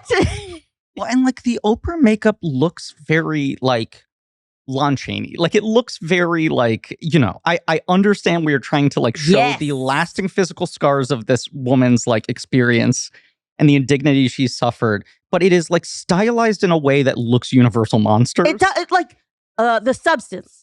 That's what I got from her eye prosthetics in that movie. But she does this, she does Noble Son, and then doesn't do a movie until Beloved. Sorry, Native Son. And then she becomes Oprah. right, Yeah. becomes Oprah, but also it's just like movies are tough. I don't need to do that again. Yeah, I So don't what? like, So like, she chose trying to to do cry. Beloved, where it's also Black Pain. That's I find it interesting, right? Beloved is her doing the Quincy Jones thing. It's her making kind of the same decision of Uh-huh. like, I think I can get This this book is so tough important. book Yes. made into a movie. I can protect someone else from fucking right. it up. My choice is this incredibly talented white director who's not like, again, connected to the South or like, you know, this sort of heritage or But he's got anything. empathy in space. But he's a good director. Wow, And it's okay. like the result, again, is a movie where like, this is well made.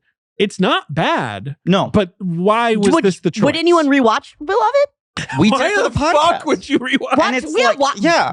I guess you could. It's a really I interesting saw it movie. in theaters. Like Yes. this is important. Right. We're gonna go see the. And so it was like, Jesus, do you hate me? Why? Well, and it is. I mean, you must have been like 12 years old. Yeah, too. I know. That's what I'm like. Is my mom mad at me? Did the directors hate me? Sure. Does society dislike Black women, which is a different thing? But Jesus Christ, this is a lot. It is a fascinating counterpoint to this movie where it's sort of like what you were saying, David, of like, that's a movie that is like, okay, we're not going to do like magical uplift. Yes. And instead it is just like punishing and like very difficult to watch. And thus like has no cultural permanence whatsoever. Like did not translate. But then she like is so burned out by that experience that she's like, I'm not going to do a movie again. It's just fascinating to me that it's like Oprah just like quietly gets an Academy Award nomination for her first performance ever, then becomes the most like important woman in media, Yeah. right? Becomes, I think, like the first Black billionaire, period. And then like over 10 years later is like, it is my responsibility to try to do this again. Yeah. And then was like, this sucks. I hate Yeah, this. why are we doing this? I don't want to do this anymore. Good for her. And it was like, oh, it's weird. Oprah was in like 2 movies. And then the last decade, she's just like quietly like done a handful of films. Yeah, she started acting again. She's really good. She's really good. She's That's probably always a bit good. easier, though. Like, I think so. you, And smaller roles. Yeah. and- Well, hey, Wrinkle in Time is a really big role. She's like a giant. Have you seen that movie? no. Kenice, tallest Oprah you'll ever see in your The life. tallest Oprah? Okay. The tallest She's Oprah you'll ever very, see in very your How tall are life. we talking? I mean, I don't know, like 800 feet. She's like a- 800 She's like a feet? giant. Yeah, Holy like a true shit. giant. So, Taller than a skyscraper? Spielberg and Jones want Tina Turner to play Suge Avery. That's the only person, like, top choice that they don't get. Fascinating. Tina Turner is like, I fucking lived that shit, bro. Yeah. I fucking was married to Ike Turner. I do not want to make that movie. I'm going to go make Mad Max Beyond Yeah. Thunderdome, literally. You know That what is I she haven't does lived? instead. I've been to a Thunderdome. Thunderdome, yeah. That's a new experience for me. Spielberg apparently, Spielberg had worked with Margaret Avery. She's in Something Evil. And like apparently didn't even remember, and no one was even that excited about her. But I mean, it's an incredible Was performance. mostly a Yeah. TV theater actor Yeah. at this point. Yeah, is incredible in it. Movie cost about $15 million. Spielberg accepted only a minimum salary. Yay. So noble of him. Yes. It was shot in North Carolina, where you grew up. It was set in Georgia, of course. The Color Purple set in Georgia, but as Kenice told me, it was shot in North Carolina, and she's right. And it was heavily storyboarded, just like all Spielberg movies. Alan Davio, who shot E.T., shot it. His first instinct was to shoot in black and white. Then he was like, I'm being a coward. That's me sugarcoating it more. Like, Yeah. that's me fearing the violence even more, trying to distance it even more. So he doesn't do that.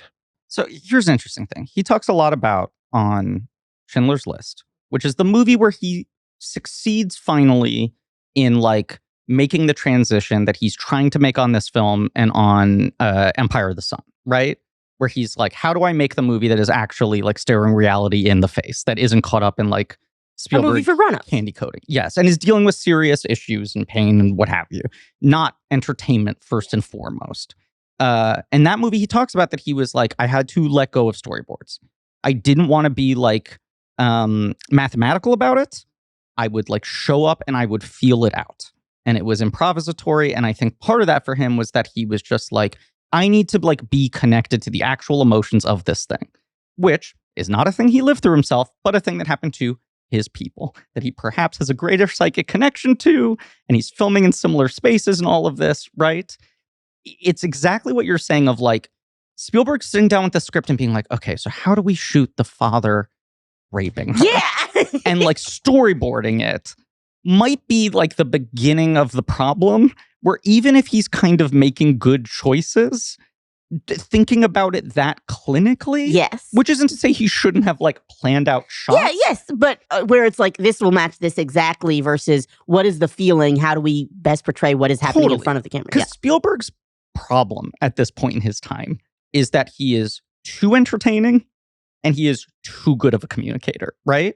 It is what makes people go like, is this all just like manipulative bullshit? When people are starting to tire of the Spielberg thing of like, you know, what he's got to pull at the heartstrings every fucking time. He's got to have the moments of awe and wonder and all this sort of shit.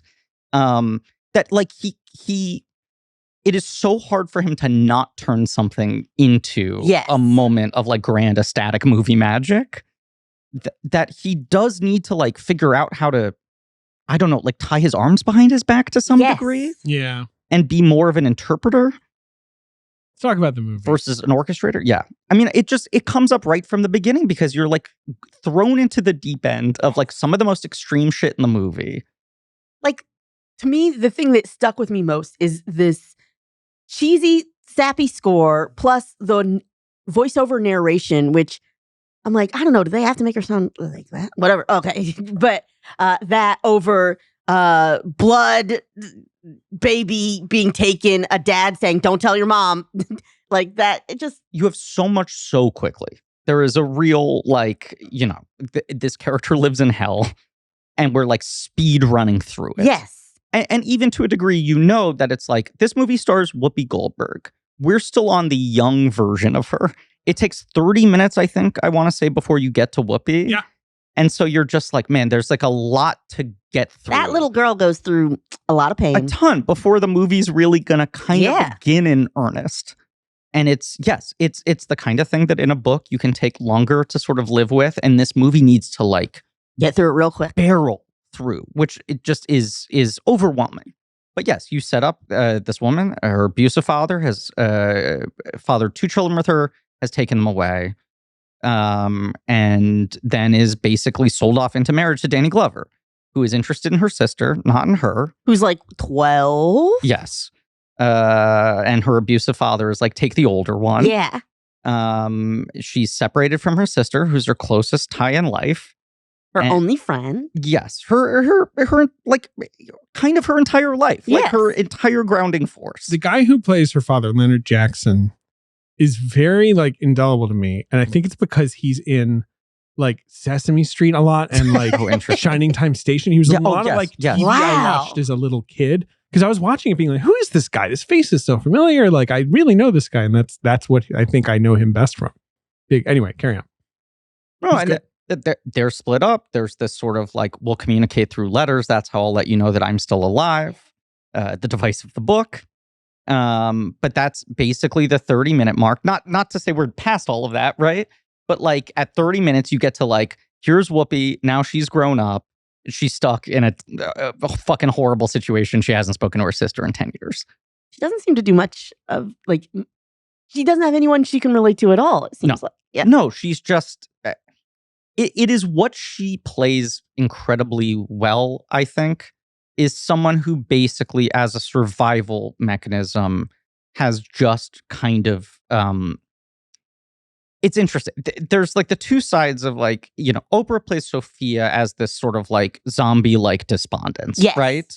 Like as much as she is trying to like turn herself off to insulate herself from the pain of her reality, where she gets to ultimately in the movie, there is this feeling of like great sorrow within her that she carries, that she's trying to like, muzzle so it doesn't overtake her. Right. Whereas Whoopi, it's almost just sort of like, how do I put it?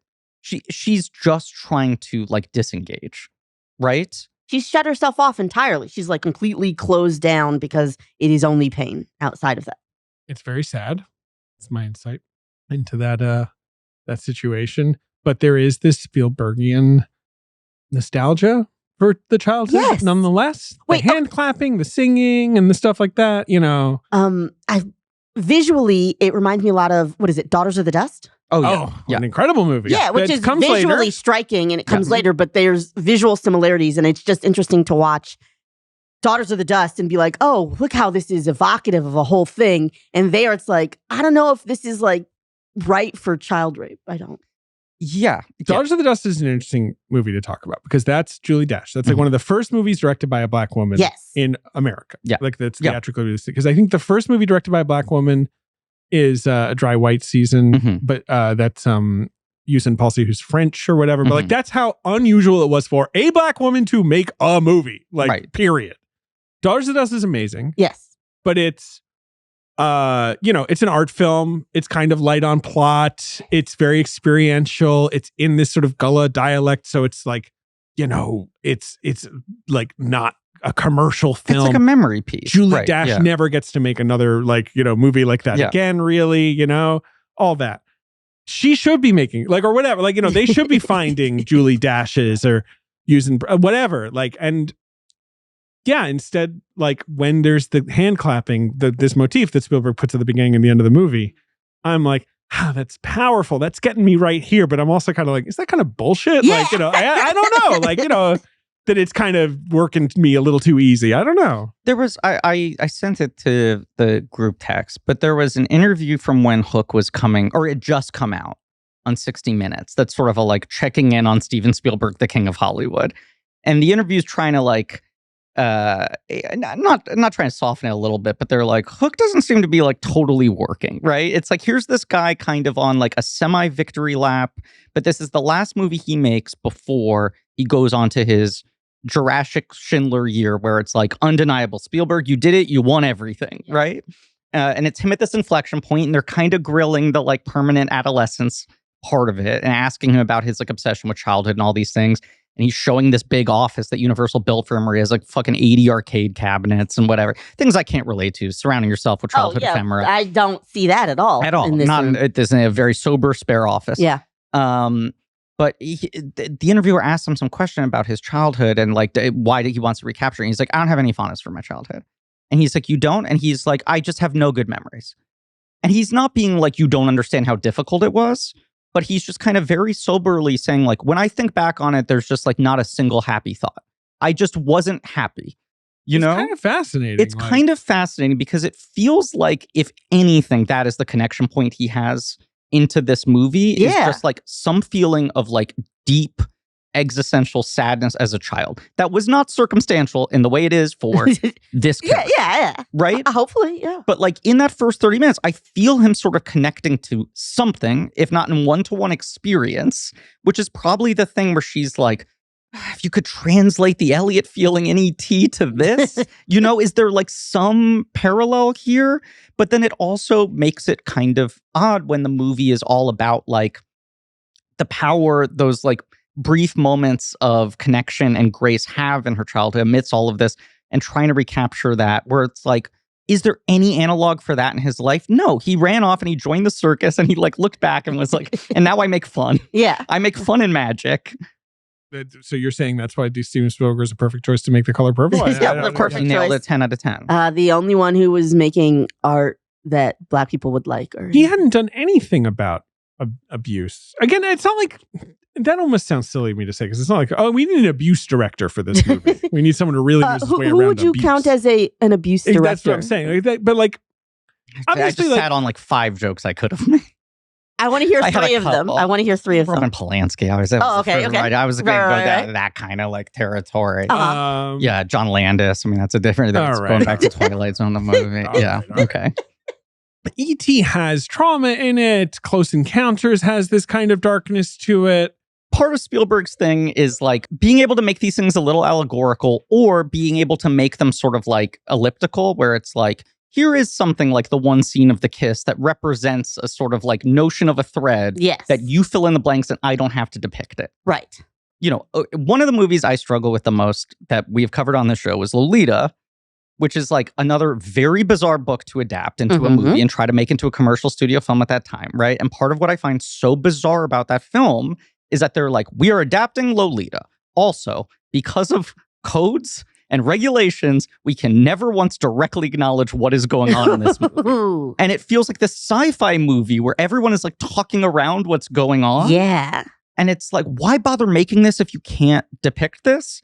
And there's this self-censorship in Spielberg where he's just like, well, the romance I'm going to take out, but the abuse I have to put on. Yeah, you have to keep the pain in. That's why people are coming to this. And I'm going to try to do the PG-13 version of it that isn't like inflicting suffering upon the audience in like a cruel or malicious way. Yeah. But then it's also like, then what are you doing? What are you saying here? Like the book is saying something interesting about humanity and pain and recovering from that. And there's like, the end has this recovery and this understanding of what God is in a really cool way, and they get rid of it. Well, especially if you don't have anyone who's kind of like pulling her out and forcing her to connect other than in very brief moments, you know? And it's the movie, he is so deliberate as a storyteller that he is not creating a world where you can imply what is happening in between the scenes and fill in the gaps. It feels like he's saying like, no, in my version of the movie, they don't have sex.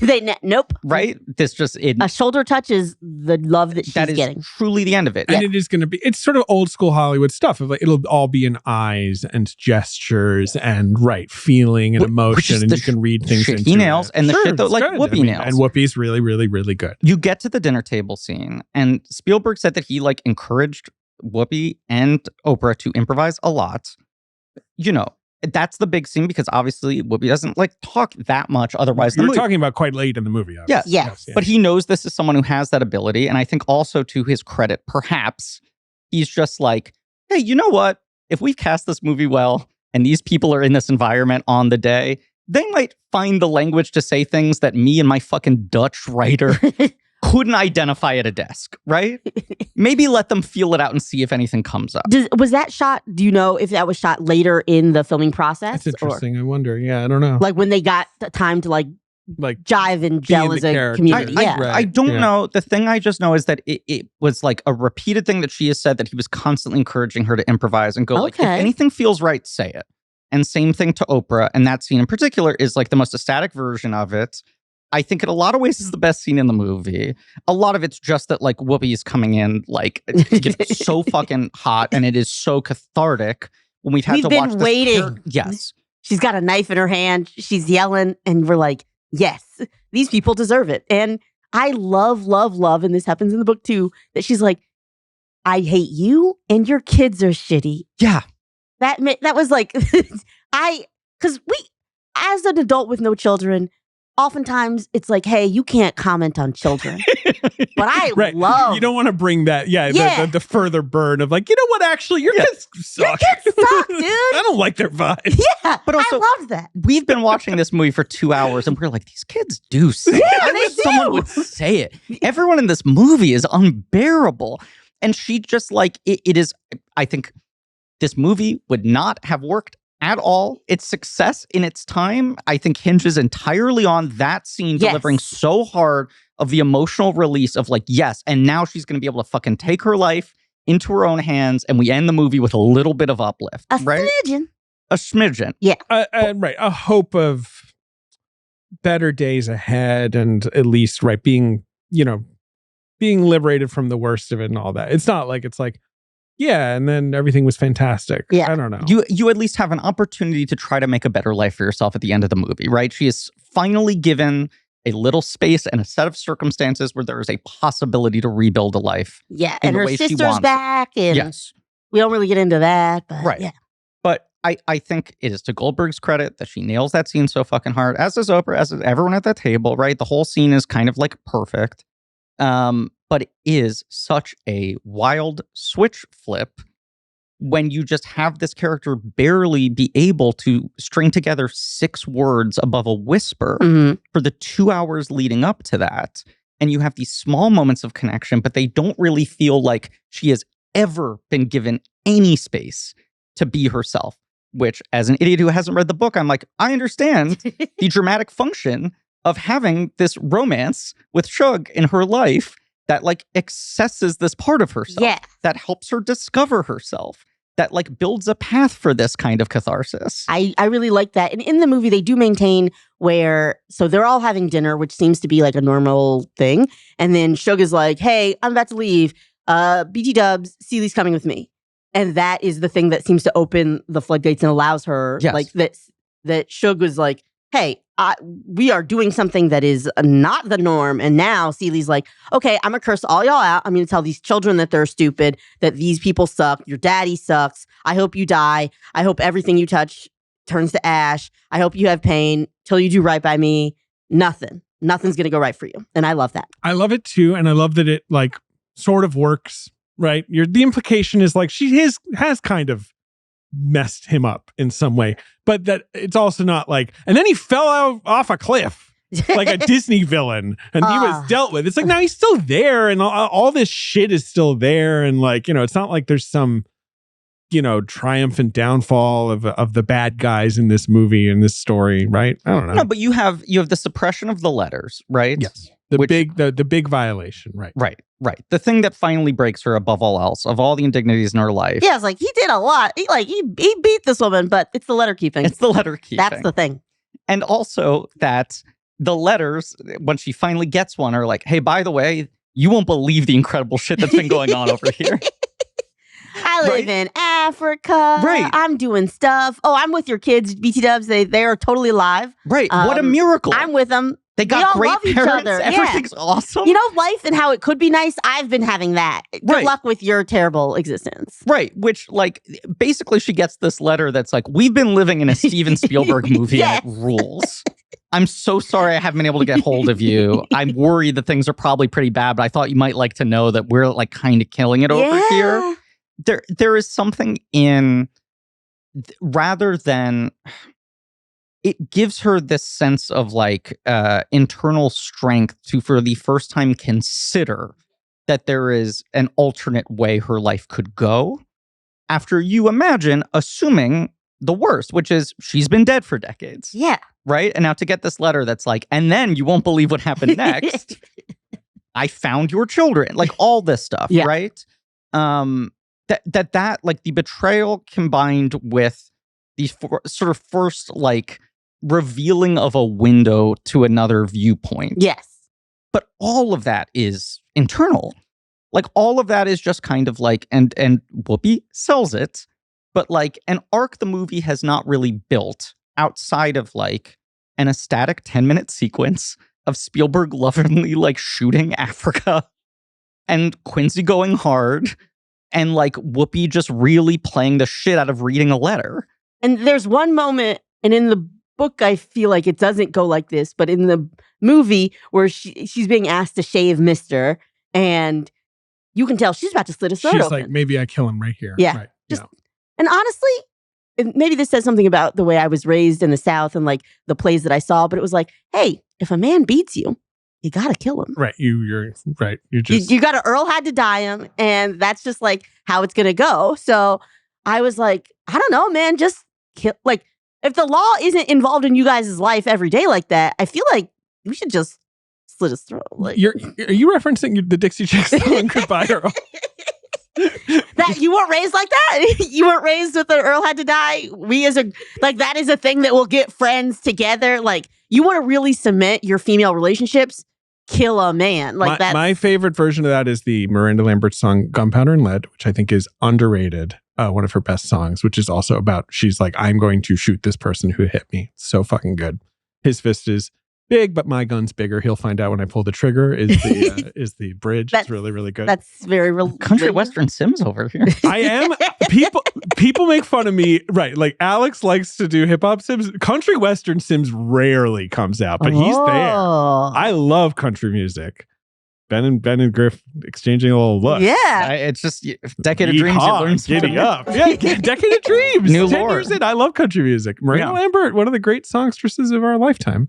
The shaving sequences are so insanely well done. Shaving is crazy. Shaving. Why did men Why would ever you have do someone that? else do that? I know. Yeah, 100%. Like, I don't trust people to like do my nails half the time, but you're saying you're gonna hold to where my important veins and arteries are? no one should have ever shaved until they invented, like, a Bic razor. When it was like, all right, here we go, slice. Truly No. a weapon for murder. And then you're just like, yes, I trust often a stranger to just scrape that against my delicate neck. That's wild. But it's a kind of a perfect Spielberg setup, right? To have this guy be like, here, I'm handing you a murder instrument.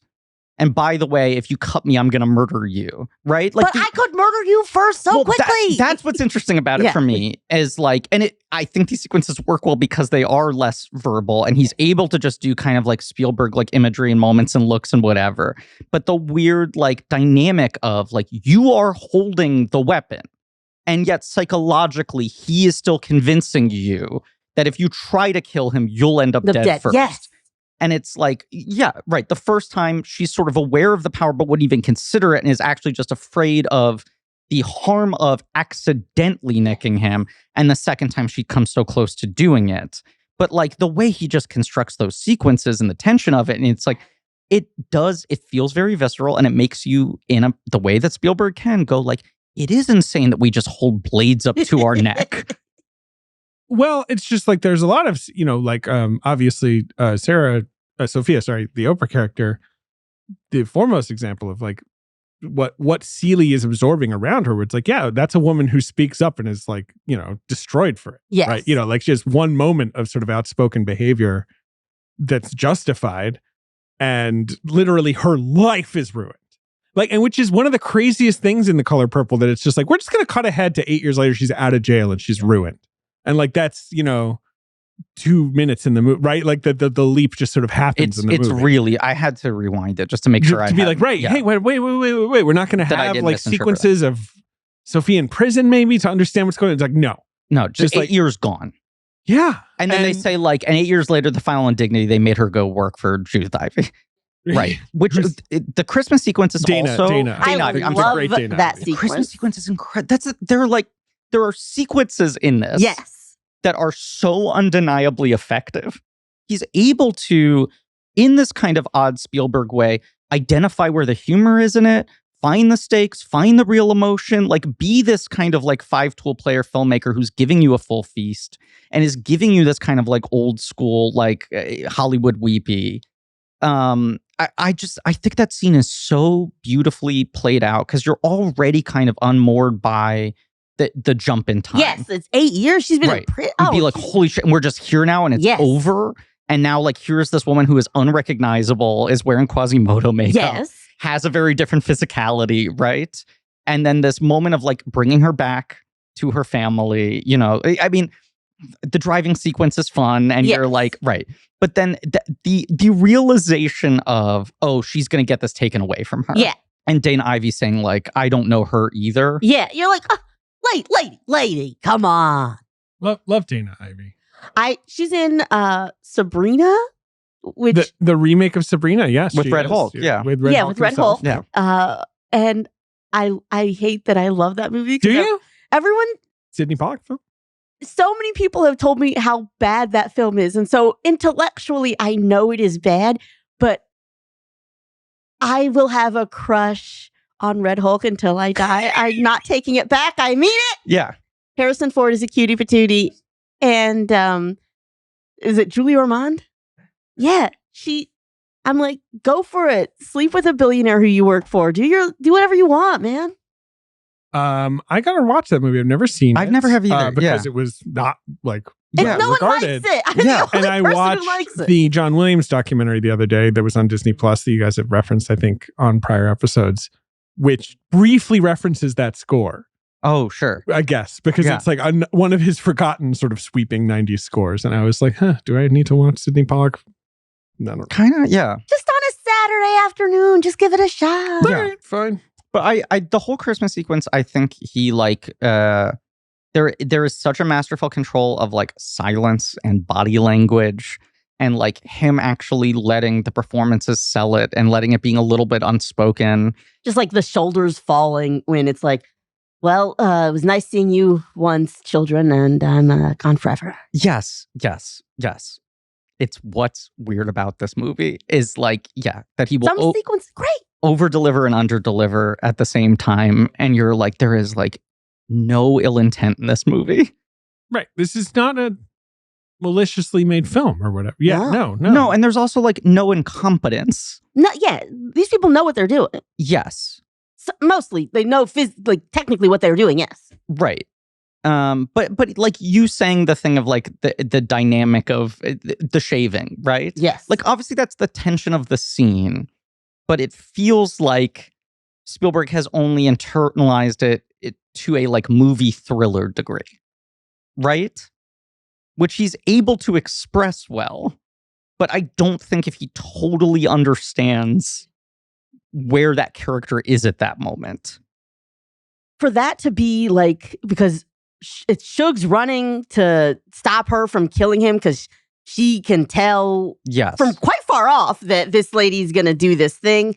It felt contrived in a way that I didn't like. Similarly to when Shug is singing as she's walking towards the church at the end. And there's a sort of like, oh, but God. It's a black movie. We're going to put God in it, right?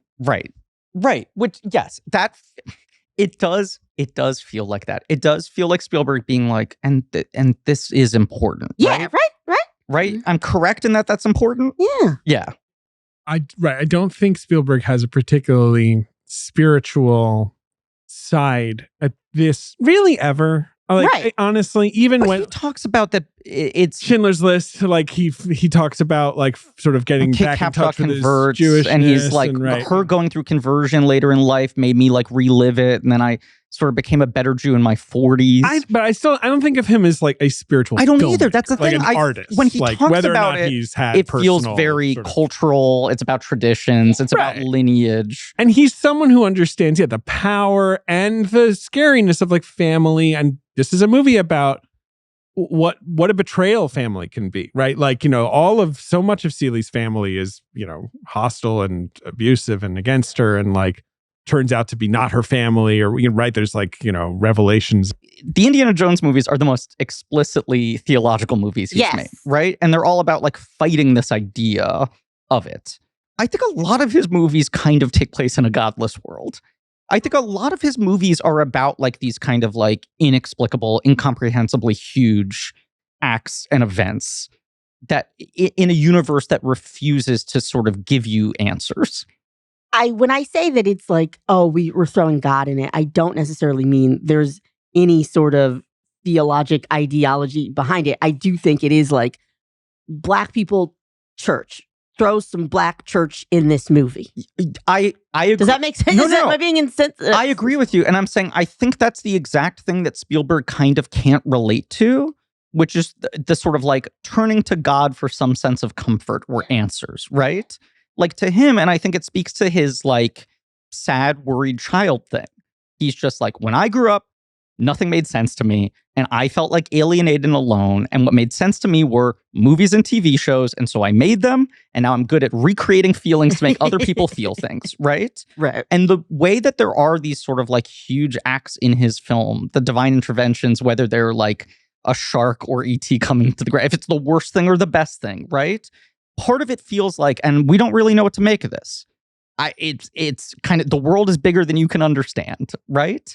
There are inexplicably good and bad things, but there's no sort of like guiding light. Yeah. We struggle to find answers, and anyone who tries to like pursue them is maybe like, that's not what it's about. It's about the internal journey of how you respond to this thing.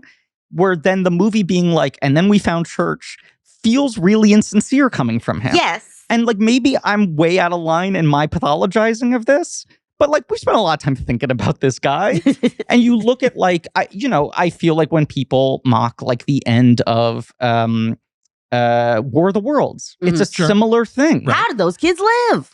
How did they? It honestly? feels sort of TBH. insincere, where you're Yes. just like, that's not where these movies go. Yeah. That's not really his language of like, and then you make it and the brownstone's in perfect shape. Yeah. Yeah.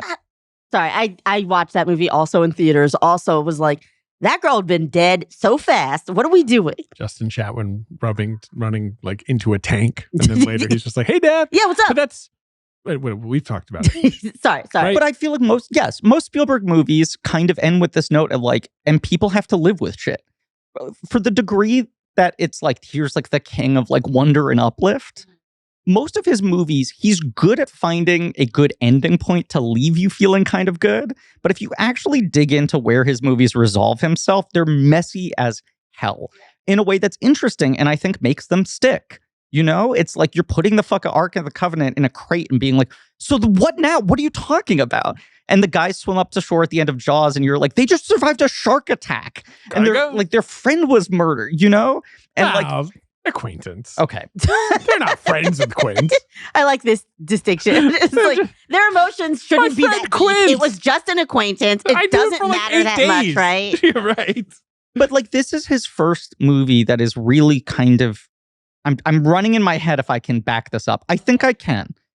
I think this is like his first movie that is really trying to contend with like human evils, right? Yeah, it's not a thing coming from the sky or the sea. It's not supernatural, but it's also not like bureaucratic. It's not institutional. It's not that guy. It's not an abstract idea of like the law chasing the like honeymoon lovers in Sugarland Express, which is also like a low level, like all this sort of stuff. It's like, what if there is like an unfathomable level of like human suffering and it is like not abstracted It is like looked at directly in the eye, is perpetuated by people, is perpetuated out of basically their own smallness. I mean, that's what this movie really comes to, right? What is so cathartic in the dinner table scene is like also the Adolf Caesar character needing to be like, you're right, I raised him poorly. I'm bad at it, and I fucked him up. Yeah. This is like a bad lineage of bad people who don't know how to behave. I raised a bad son. His kids are shit. We're all bad. And you look around this table and the collateral damage of all of this. And it's just like men will literally do the color purple to avoid going to therapy, right? Like to a certain degree. I'm doing a little clap into the microphone. That was great. Loves to avoid going to therapy joke. It's a great joke structure. But I think that places him in a story that he has no idea how to actually end. Yeah, because the end of the book is very much so like her and Mr. kind of like develop not a friendship exactly, but like comfort with each other in a certain way, and Shug and all these other people, where it is like, hey, these people kind of rehabilitate and acknowledge the fact that the harm that they've caused each other and God, and they smoke pot, and I'm like, good for them. Yeah. But they don't. Of course, they didn't do that in the movie in the 80s where they come to God or whatever. But I really like that development that can happen in the book that Spielberg does not seem to have a handle on. Well, that's the internal life stuff, which he just is the stuff that, like, of course he doesn't know what to do with. Yeah. Right. But I also think I think the ideas of what this movie's like grappling with are things that he just like doesn't know how to work through, because you can't blow up the shark. Yeah. Right? Right. This is what I'm saying. You can't have a denouement where Danny Glover gets pushed off a cliff like Gaston. Right. And even the sort of moment of, I would like to see it, but yeah, cool. you're right. You're right. the moment of kind of grace of him like receiving the letter and sending the money and being like, I should do one good thing. The one. Right. It still doesn't like resolve anything. It doesn't heal any wounds. It's done in sort of like private, right? It's basically just this one quiet, silent moment of his own reckoning of like, I can do one good thing in my life. I will never have the ability to say I'm sorry or like own up to any of this. But then it's like he's trying to push the movie's equivalent of the brownstone at the end of War of the Worlds, where it's like, well, what if they have the house and the church and they're all together and they're happy and the kids had a good education? Then they'd just be happy for the rest of the time, right? Everything's fine. Right. They got there. Yeah. They got to like, I don't know. They got to fucking Emerald City. Like there's a degree of that, right? Yes. I feel like I'm trying to think of what we have. We haven't talked about Shug Avery enough, in my opinion. That's sort of the, plot line we've sort of talked around. Because like those sequences of her singing and of the club are very, very cool. And I don't know. I just want to know everyone's opinion on them. Well, I think you're saying there's sort of, the three Shug, Sophia, SETI thing, right? Seeley, excuse me, triangle of the three of them, and like understanding Seeley's pathology through seeing the examples of how the women who try to step out of line are treated in society. Right. Sophia is beaten down and imprisoned for saying hell no to somebody, essentially. Right. Or like one time. And the musical, obviously, it's a big song. It's a great number. In the movie, so it's just are you saying I should or shouldn't see the musical? Some people like the movie. Did you ever see it? I never saw it, no. I found the way... Fantasia's in it. Yeah, the performers are pretty good in it. I found the way it was made a little hermetic, feeling like a lot of movie musicals where I just kind of like, this doesn't feel like it's set anywhere, and like, but it's kind of, it's pretty watchable. I think it's a strange musical fundamentally, like in a way, much as this is kind of a strange movie. It's a tough thing to adapt into a, progressive, Hollywoody But that structure. felt like that was Oprah really getting behind it and being like, we need a new way to get the story back out to people. Which I understand. It's watchable. I don't know. It's okay. Do you like musicals?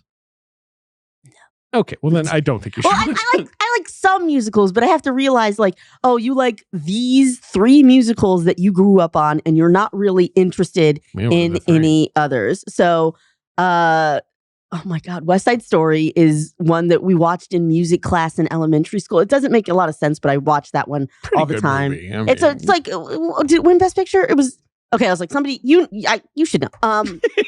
You should be able to answer these questions immediately. So West Side Story, The Sound of Music, and Oliver. Oh, I mean, these are classic 60s, big Hollywood, colorful musical movies. I feel like all three movies I saw for the first time on VHS in school, broken up exactly. into classes. Yes. Kind of fun classics. I mean, Oliver also won Best Picture, and that's the one where you're like, this one's Best Picture? Yeah. But it is fun. But it's not as, I mean, come on, please. Yeah. Garden City and stuff. I thought you were going to break out into the full song. Anyway, okay, so Suge Avery, right? So Sophia's beaten down. Suge Avery is this independent and impressive figure in a way, but she is also somewhat, marginalized and like a little tragic and like right. There is a more sort of quiet suppression around her, right? Like Sophia is like really pushing lines and being like pushed back. Whereas Shug, there's just this kind of like, she's not a serious woman. Right. Yeah, a little bit. But she is this gateway to Celie, considering whatever independence and sexual independence. Yeah, like I like when Shug is singing "Sister," which is a song I grew up with, and this is part of the reason why I was like, I've seen this movie a zillion times, because that "Sister," that one, I heard that throughout my childhood, but in that moment in the movie, it is clear that Celie is experiencing something and is being seen as a human with thoughts and emotions and like potential in a way that she hasn't before. And I really like that. These men, right? Yeah, none of them have. Yeah. I also kind of like, I mean, it's very, very silly, but the way that Spielberg shoots, Sophie's about to fight this girl. Mm-hmm. I liked that. Yes. Yeah. Yes. No, I think it's what makes Margaret Avery's performance so good is she enters the movie late and you're just like, this is the first person who actually like sees her and listens to her. Right? When this is character, paying any attention to her. We've been seeing this movie mostly from this character's viewpoint, who is the one who silently looks and listens. Yes. And I also think she successfully comes in and you're like, this is the only person in the movie who has a bulletproof sense of self. Right? Just comes in like completely self-possessed, does not care what anyone thinks. For how much Sophia is like brash and pushy and like won't take shit from anybody or whatever, you see the hesitation in her. I think Oprah plays that well. It is someone who is trying to fight against a system but understands what she's up against, where Shug to some degree is just sort of like, I'm me. I'm me. I really like that in the book because she continues to I'm me her way throughout. I feel like in the movie, and this was a little bit frustrating, they do have her interacting with the preacher character. And at that moment, it doesn't feel as much like I am me, I'm standing here, I am powerful, I am completely accepting of who I am and think that I have worth. It seems like she's going to the church to talk to the preacher guy. And she's like asking for worth in a certain way. And then they reiterate that when she's like walking to the church at the end of the movie singing and being like, I'm a person. And then like she hugs and that's like her big moment when she hugs the pastor. Am I making any sense at all? Yes. The movie loses side to her. I would say yes. I think the other part of it is that she her gift is that she doesn't consider that she should be feeling limited in any way, if that makes any sense. Like that, let me word this better. The scene, the kiss scene, right? Yeah, that one. Where they're having the conversation about sex, and suddenly the entire act of sex is being discussed for the first time in a Spielberg movie ever. But where she's sort of radicalized by like, what do you mean you don't get enjoyment out of it? Yes. Right? That it's not that she's naive enough to think that all sex is positive, but that she kind of can't consider a world in which it's only negative and you've never experienced any light, versus like Sophia being someone who is like making moves that have statements behind them of her trying to purposefully like push back against the idea of what she's told. Shug seems a little bit like unencumbered by that line of thinking, which then reduces other people to be like, well, she's a floozy, she's a singer, you know what showbiz women are like, she's not a real person, right? And you see this with Celia of like, oh no, she's able to like, actually connect to other people. She has an internal life. She's not just some like whatever. But it does take a little bit away from her to have her need to consult someone else. Yes. Which also then ties back into this like, what is this movie's like relationship to organized religion. I don't say in a conspiratorial way, but almost looking to it as an easy solve, right? Like, well, isn't just like the ultimate salve for all of this if you just like know that God loves you? Yes. And you can find love and acceptance here. And like you find your way to the other side of the rainbow. Yeah. I mean, an important detail, though, is the pastor is her father. Yes.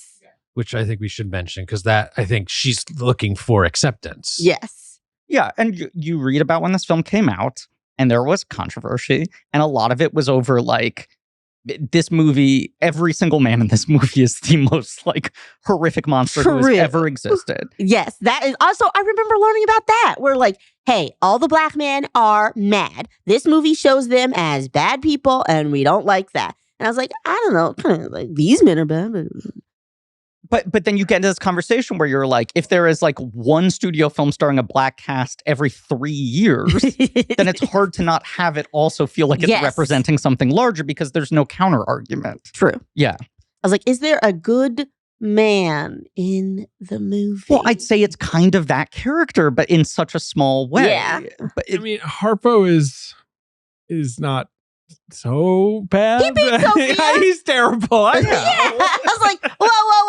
He's kind of just an idiot. He brings that sweet girl around. Yeah. Like, yeah. So the best we can say about men is that some of them are idiots and therefore harmless. He's a sillier evil. Yes. Yeah, sillier. He's a bit of more buffoonery or whatever. But no, I mean, look, it's in the book. Like the book is incredibly skeptical of these power dynamics, like between the genders at this time. There's one good guy in the book that I like. Remind me. It's been a few years. The one that takes Nettie to Africa. Right. Sure. Well, he's good. Good job by him. Yeah, he's the one. Fuck out of the there. one good guy, and then they don't go into that. There's one good guy in this movie, Yeah. Steven Spielberg, who accepted DGA minimum. No, I don't know. Like, it's just like this movie was a hit. It got nominated for 10 Oscars. Obviously, it didn't win any, which was a bit of a rebuke. At the time, it held the record for the most nominations without a single win, and notably did not get Spielberg a nomination. He won the DGA, which I think was the first time that someone won the DGA without being nominated for an Oscar. Like, it was a weird thing. And in that Hook interview I mentioned earlier, where the guy's like, so is Steven Spielberg bitter about not having won the Oscar yet? Do you sit there going, why not me? When will it be my time? And Spielberg's like, like, he actually was pretty reasonable about it and was just like, look, I'm not going to like complain. I have my success.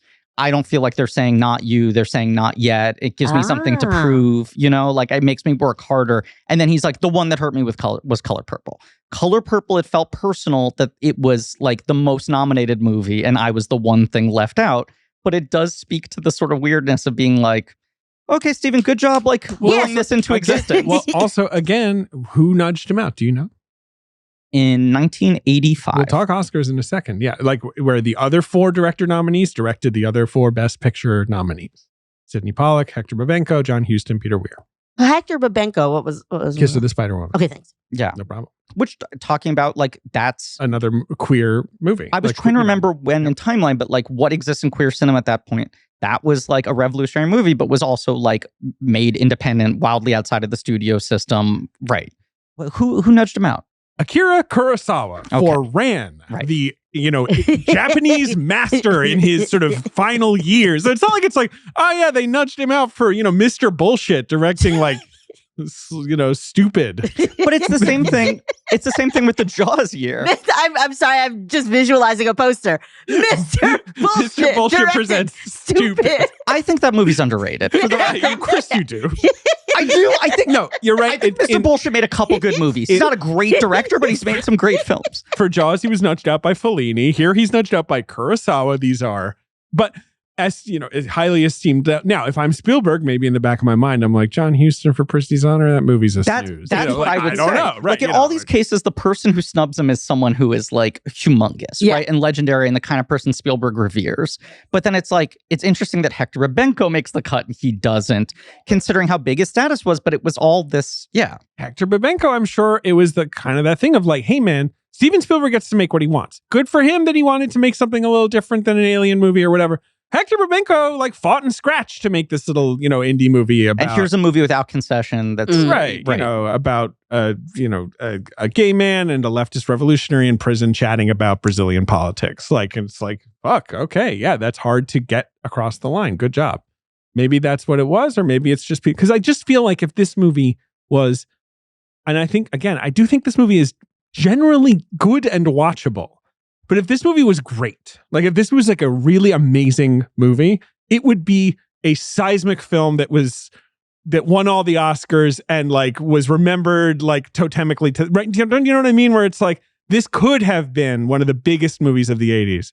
It kind of was a big movie that I don't know, but what not my as big as it point could is. have been. It could have been like his Schindler's List. Well, Or no, just- it's probably just not a Spielberg movie at this That's point. the thing. You're like, What well, were you going to say, Kenice? No, it's just the way that you're describing it is almost like, oh my gosh, we have this dish. It has everything that you like, but it's missing one spice that would make it really come together and be a memorable meal. And I'm wondering, what do you think that spice would be? Salt. Salt. It's missing salt. No, that's but like the joke is, it's like, fuck, we forgot to put salt. You know, it's like Sure. Everything about all the elements here are great, except the director you've picked is a little off for it. And it's like, well, the director of the movie kind of needs to be on for it. but the answer I think is just point of view. Yeah, because Right? it is a well-directed movie in terms of like how it looks and what it evokes. You know, it's not like a badly directed movie. No one looks in the camera. It's It's always my joke. Spielberg forgot to tell Whoopi Goldberg, stop looking at the camera. Look over there. I forgot one thing. There was a time my wife made a cake without sugar. Like she forgot to put sugar in the cake. How did that cake taste? It was like a pumpkin cake or a sweet potato, you know, something like that. And it was one of those things where like one bite in, I was like, this is the strangest sensation because this is what it's supposed to be. It has the texture and it tastes like pumpkin or whatever. But what is wrong? I feel crazy right now that you realize like, oh, right, it's not sweet. It's supposed to be sweet. Anyway. Sure, but like here's the I'm just saying, there's just here's the alternative to that fundamental thing. metaphor.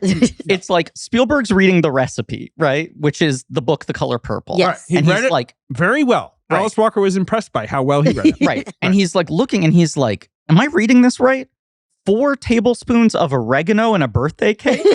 And the book is like, this cake has oregano Yeah. in it. And he's like, you know what? I don't feel comfortable enough with oregano. That's a really good I'm going to metaphor. leave the oregano I'm just going to make a out. regular cake. Yeah. Right. I will put salt and pepper on it. I'm just Right. not going to, I don't know what that is. Right. Yeah, And everyone's like, the oregano is the dicey part of it. Yeah. But also, if you're not putting it in there, maybe there's Don't have a different cake. recipe. Yeah. I like that. Thank you. It is interesting. I kept watching it. I'm just like, this movie continually keeps landing just barely on the side of, I think this is good, with like humongous qualifiers.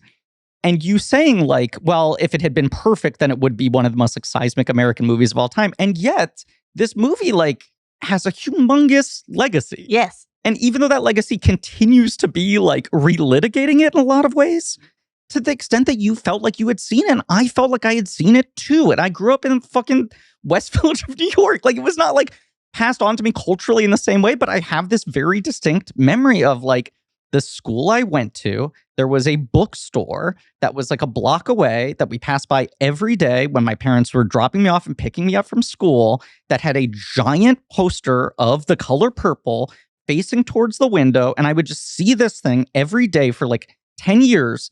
That was like, okay, Steven Spielberg, Color Purple, Pulitzer Prize. This is a thing. This is a big important. thing. Yeah. Right. I was just like, this is 10 years after this movie came out. And I understand you're telling me these names 10 years ago, before I was born, made something that still deserves to hang in like a bookstore window. And then I asked my parents, I'm like, is that one of the best movies ever made? And they're like, it's okay. It is. It kind of works. I'll shout out when Steely leaves and Danny Glover's character is left to his own devices. The house is fucked up. I mean, it was fucked up when she got there, and then it goes back to being Right. fucked But up. like farm animals. Yeah. Like it's like such an extreme version of this has become a bachelor pad. That is a level of dirt. It's hard for my brain to wrap around. But I keep a very clean home. I don't like mess at all. That you would have, like, I don't even let people wear shoes into my home. Nor should you. That you Nor would should you. have We agree. animals that poop. That, I mean, we all poop, but like they poop and then they don't wipe. It's just, Can I tell you about a rule I have? I want to hear it. No, like outside pants in the bed. Yes.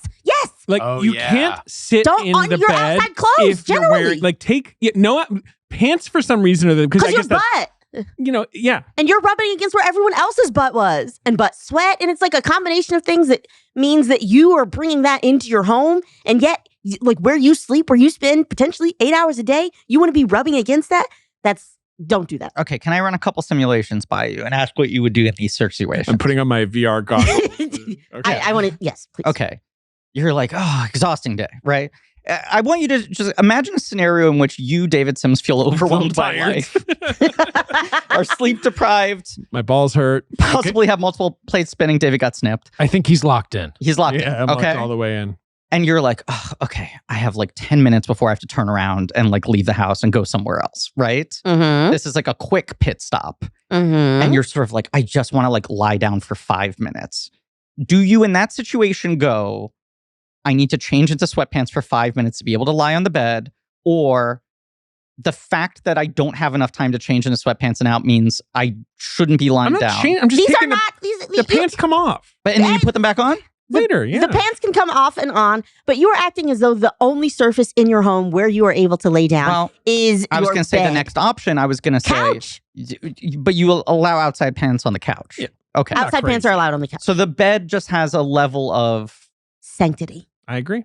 I mean, that's my proposal. Kenice, where are you from in North Carolina? Charlotte, North Carolina. Yeah, the great So the city. city. Of Charlotte. the Hornets. Yeah. Yes. Like, For a Nailed while it. we weren't. For a I while was we weren't. 50-50 on that. But yes, we Okay, are the Hornets okay. again. That is the team that I was very attached to as a child. Oh, like, Like- did you have a starter jacket? I didn't have a starter jacket, but I had like a lot of big t-shirts. I don't know why, but like kids in my middle and elementary school wore like big t-shirts and Umbro shorts. And we were like, we look fucking good. Probably Wow. did. Yeah. I mean, Sounds pretty and that was, cool. the teal and purple. Yes, Very cool. yes. Like, yeah. And they would come to like events. Like we had I'm like so cool, but in 6th grade we had a trip to dendrology camp, and like a bunch of schools sent kids to a park, and we learned about leaves and stuff. And then the Hornet came out and did a little dance. Can and Oh, you say that word again? like Drindo- the mascot, the hornet. yeah, Yeah, cool. Awesome. What kind of camp? It's, I had to dendrology? look it up. It is the study, the science and study of wooded plants. Yes. Wow. You guys didn't go to dendrology camp? You know, I meant to, and I fucking forgot. You had to make up songs So- about different types of leaf structures. Wait, you can guys you- didn't have to do that? Can you look at like bark and be like, oh, this is this kind of Do tree? you still have it in the back of your head? Oh my God. Mostly no, just like a few types of leaves. And somebody did a song to the thong song, but it was like, ooh, that chunk's so scandalous. And I will remember that until the day that I die. Sounds like a good way to make learning fun. Yeah. You are from exactly where they shot the movie. Yes. Essentially, they And shot my it right family outside is of from Charlotte. like rural South Carolina. So between North Carolina and Georgia, obviously. Mhm. And we went to Black churches growing up. And then I would visit my hyper religious relatives in Maryland, where I thought Maryland was the North, but a lot of Maryland is the South. And they have some backward ass churches. No, yeah, Maryland is, didn't secede, but was a slave state, and That's where I Interesting. learned about white Jesus on the wall of a Black church. Thought that was very fascinating. And then, did you get? like it was a black church that was like, but we pray ride to a with white Jesus. Yeah, and I'm Right. like, what? That's our That Jesus. seems weird. Yeah. Sure, And then Chick Tracts. Have you heard of these? I do. Yes. I do. Yes. Because they became like an internet phenomenon. Yes. Even though they were from a long time ago, but the internet like discovered them when I was a teenager. They're very strange. They are very strange, and I would take them because it was like, hey, I'm bored. Well, they're comic books. Yeah, I'm like, You're if like, I'm hell bored yeah. at church, I need something to read. So they had like a little container where there were different Chick Tracts in each of these little slots, and I would take the new ones because I needed something to read during church. Chick Tracts. I was gonna They're say, like what little comic books that are very sort of evangelical, but like very, very hardcore, whatever, orthodox or right wing or whatever. It's what taught me that even some evangelical Christians don't just hate, Jews and homosexuals. They No. hate Catholics. Yes. Like, they Yes, hate there was a whole fucking book everybody. on like, no, you guys are worshiping Mary. It's actually the devil. Catholics are bad. Yeah, where it's like, but because he was a Catholic, straight to hell. Yep. Forever. No And way then out. And it's you're like- just like, what? The cartoons would be like, and so then he went to hell, and it's just like him roasting in hell. And there's a little cartoon of him, like, in hell. And they're like, he's not getting out. Whew. Chick Tracts. Yeah, they always just have a pretty. There's not usually a way out. Like chick tracks aren't usually like. But a I couple think simple there was things. one about a Muslim character, and he's like, "What? I'm not worshiping God? Oh, I'll just worship God then." If you make yeah. the switch, Okay. the chick tracks are on board with you. Yeah, very important to my upbringing. Yeah. But growing up in the South, like, yeah, this was such a big part of it, the songs. And my church did have really good music. In fact, when I watch other movies about church and they don't have good music, I'm like, this doesn't make any This sense does not to me. reflect the experience. Why are you going there if there's not good music? This movie has terrible music. I mean, Quincy Jones. But I mean, like, I do think that hurts it. Like when Suge is The Suge singing song, those on, songs are excellent. great. Yeah. on her way to church, she's Yeah. singing, and I'm like, yes, this seems more like what people sang in church. Just to kind of like go back full circle, I mean, it's the other part of this movie that's just like the fact that it successfully introduces Danny Glover, Oprah Winfrey, and Whoopi Goldberg to a wider audience all at once. And then the three of them are so impactful, not just in the work they do, but also just as like cultural leaders in a lot of ways. Like Danny Glover is maybe the most like overtly political movie star of all time. Yeah. Arguably, Sure. . Okay. And like, I It's mean, in there. Oprah is someone who, like, at points in time could arguably win presidential elections. That's so they Yeah. Was kind of the Joe Rogan of her moment, if you will. I mean, Joe Rogan, we'd say like evil, My- lawful evil. My She'd be head's like on the microphone. lawful neutral, or if we're looking at that grid. Wait, what did you say? When he said Joe Rogan, I just got upset. Ben, how you doing? It looks like Ben is rolling a cigarette. And I think he's just playing with a post-it Oh, note. okay. It's something I just do occasionally. No, it's fine. It's fine. Do you just have like a saying- collection of rolled up pieces of paper over there? Or? He's showing us several pieces of I paper made that a are in fact rolled 3D up. triangle. Ben, that's nice. Ben origami. Yeah. I feel like this is a movie that Spielberg does not point back to that often when discussing his own legacy, which he is not loath to do. It doesn't right? really come up in those sort of retrospective films about him or anything like that. And he doesn't Yeah. talk about it with shame. He doesn't talk about it with pride. He's just sort of like, that's another one. I think I did some things right, I did some things wrong. He's usually pretty like unsentimental when he looks back on his work in that kind of way. But there is something to like Glover, Winfrey, and Goldberg all point back to this movie all the time because it changed their lives, and so it kind of like has always remained in the conversation. Yes. Which is then also furthered by Oprah being like, I'm going to get this on Broadway. Like, I'm going to do like it's I don't know. It's an odd thing where it's not just like, there's certain, I feel like we've all had this experience, right? Where it's like you're reading like a huge like American book in school and they're like, we're going to show you the movie. The movie's not great, but it is what it is. And it might help you guys understand the book Right, if you and I watch got to the fill movie. a week here, so you're going to watch the movie. Right. That was the Scarlet Letter when I was growing up. Wait, The Demi Moore the one? sexy one with Demi Yeah, Moore? we watched that. You're allowed to watch that in school? It's Also, got boobs. the Crucible. Yeah. Oh, yeah, That yes. makes more sense because Yeah, but that's not an amazing movie, but at least that's it. There That's you the go. exact kind of There thing was where a they- big poster, and this is Daniel Day-Lewis going, yeah, and all the women in my class, girls were under 18, were girls. So we sat on. There were some adult women. No, for some reason. there were. All the girls sat on one side of the class so we could stare at the Daniel Day-Lewis poster because He looked good in that movie. he looked real good. He in that looks movie. very good. intense too. He's Yes, just, we're like, oh, that's what men are like. Yeah. That's nice. That might be kind of like peak unvarnished handsome from him. yeah, it's that Yeah. mid-90s big beardy kind of phase for him. Yeah. Um, But no, my point was just I feel like this movie is constantly talked about in that sort of context of like the good versus the bad and like what it got right and what we know today and what we yada yada yada.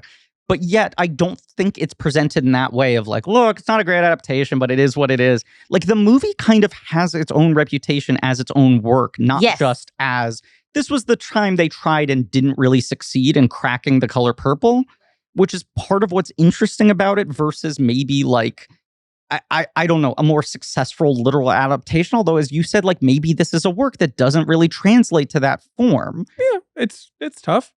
Again, the book is nothing really like this. Yeah, and because of the epistolary thing and because of the fact that it's all in the vernacular. Like, I remember when I started reading it, I was like very thrown by that because I think I had the Spielberg movie in my head of like, this isn't just like kind of a like, let me take you back to this time with like an omniscient narrator of like, okay, it's the Deep South. It's the early 1900s. It's not like that at all. Instead, you're like right with Seeley and like her trying to describe her situation. Mhm. And it begins in a similar way. Obviously, her situation is bad. Yes. And It's a lot of dear God and then dear Nettie. Mhm. And then so she thinks something happens to Nettie. But I like that it is letters. And I listened to the audiobook because interesting. are we all like, are we pro, anti? Like, I'm not anti-audiobook. I have never, I shouldn't say this because God knows they'll sponsor the podcast, but I've never really been an audiobook person. But I'm a podcast person. I think I just read book. I read book on phone and Kindle and stuff these days. You read book on phone? But who narrated the audiobook? Alice Walker. Oh, it's And I had a stroke. It has affected my brain. It is harder for me to read books. But I love books, so I listen to a lot of audiobooks now. This is why it's good. And because I would ban audiobooks, but now that I've heard your story, thank you. This is why it's good. There's audio. I You like changed David's way of audiobooks. Okay, cool. But the thing that is tough about it is when you're talking to somebody, it's like it feels weird to be like, I listened to a book. Yes, exactly. Where I'm like, I want to say like, oh yeah, I read that, but I didn't technically read it, and then I feel guilt about it, and it's like a thing I'm holding inside. So let it out. But yeah, I read the audiobook. I think Alice Walker does a good job, and it is much easier for me to understand Southern vernacular English when it is spoken than having to read it. So 100%. Yes. I think that my experience was probably a little bit easier. Well, I read him. This movie was a big box office success. Yeah, we'll do box office game in a second. I do want to acknowledge the Oscars. It's really a terrible, terrible Oscars because it's no offense to this movie. Well, some offense. It's the Out of Africa Oscars. Right. And it does feel like it's like they can't settle on something like The Color Purple because whatever, they've, it's not hitting quite big enough. And instead they settled for an even sort of duller, literary epic, like in my opinion. But we're sort of like, right, this feels the most like an Oscar movie. Out of Africa was a big hit. I'm not. Have you seen Out of Africa? I have not seen Out of Africa. Who's I've in it? never seen it. Meryl Streep and Robert Redford. Yeah. We like both of those people. We do. And it's a very, very handsome movie. You've never seen it, I'm assuming. No, because they're in Africa, I presume. Unfortunately, yes. And I'm guessing stabs in the dark. Are there wild animals of some sort? Yeah, there's some wild animals and stuff. Okay. It's a whole... Do we have a large sun going down? Big and game, we see safaris. Big game, vistas, etc.? Isn't like the poster literally what Kenice is describing, but with like a tiger? Yeah, pretty much. Pretty much. Wait, It's just is the them sitting. sun though like vibrantly orange? This is the movie. Look, I watched every Best Picture winner. Okay. Like that, it was something I eventually decided. I was like, there's only like 15 or 20 at this point. I'm gonna watch them. Just I'll just go back and I'll clear off every. And when I got to Out of Africa, I was truly like, this should only be watched if you want to watch every. Like it's like the most homework ass. You're just like. But that's sort of some people like it. A lot of I us shouldn't. Like this year, 2025 Oscars, where people are like, it doesn't feel like there's a front runner. You're like, something has to win by default. Yes, something will be anointed the best picture of 2025. The other nominees for Best Picture: Kiss of the Spider Woman, Pritzi's Honor, which is a movie I watched recently. Have you ever seen Pritzi's Honor? No, I know you love it, right? No. Oh, really? You think it's dog shit? I put it on thinking I was going to love it. I was like, John Huston, Jack Nicholson, Angelica Houston, Kathleen Turner, mob comedy. How is this going to be bad? It starts up and you're like, this is like, I think I'm expecting like Moonstruck with the mob, right? Like I'm like That's a big 80s Italian movie where everyone's like, giving a big performance. Or even Married to the Mob. Even Married to the Mob. Even Married to the Mob. And it is so like leaden and dull. And you watch it and you're like, what the fuck was everyone smoking that this was considered good? Like, and again, all the people involved are good, although Nicholson is sort of trying to do like a Brooklyn accent. Oh, and it's great. like so and like, so Angelica Houston wins supporting actress that year. And it was kind of this, I think the narrative for her was like, one, we love Angelica Houston, she's a great actor. But it was like, she got her way into John Huston's movie. He didn't want to put her in it. And she fought to be in the movie anyway because he's her father. But also the other narrative was that it was this sort of like, what was her first movie again? Her Angelica Houston's first movie. Yes. A Walk with Love and Death. I think she was so thoroughly trashed in that movie. Right. And so it was like a were comeback for her. Ultimate Nepo baby. He cast his daughter. He's so enamored with her. She sucks in this. Fuck you. Go away. Where like she kind of won the Oscar in like a kind of clapback of like, look, she fought her way into another movie. Right. She's fine in the movie. Like she's good even, I guess. She's very glamorous and like, I love Angelica Houston.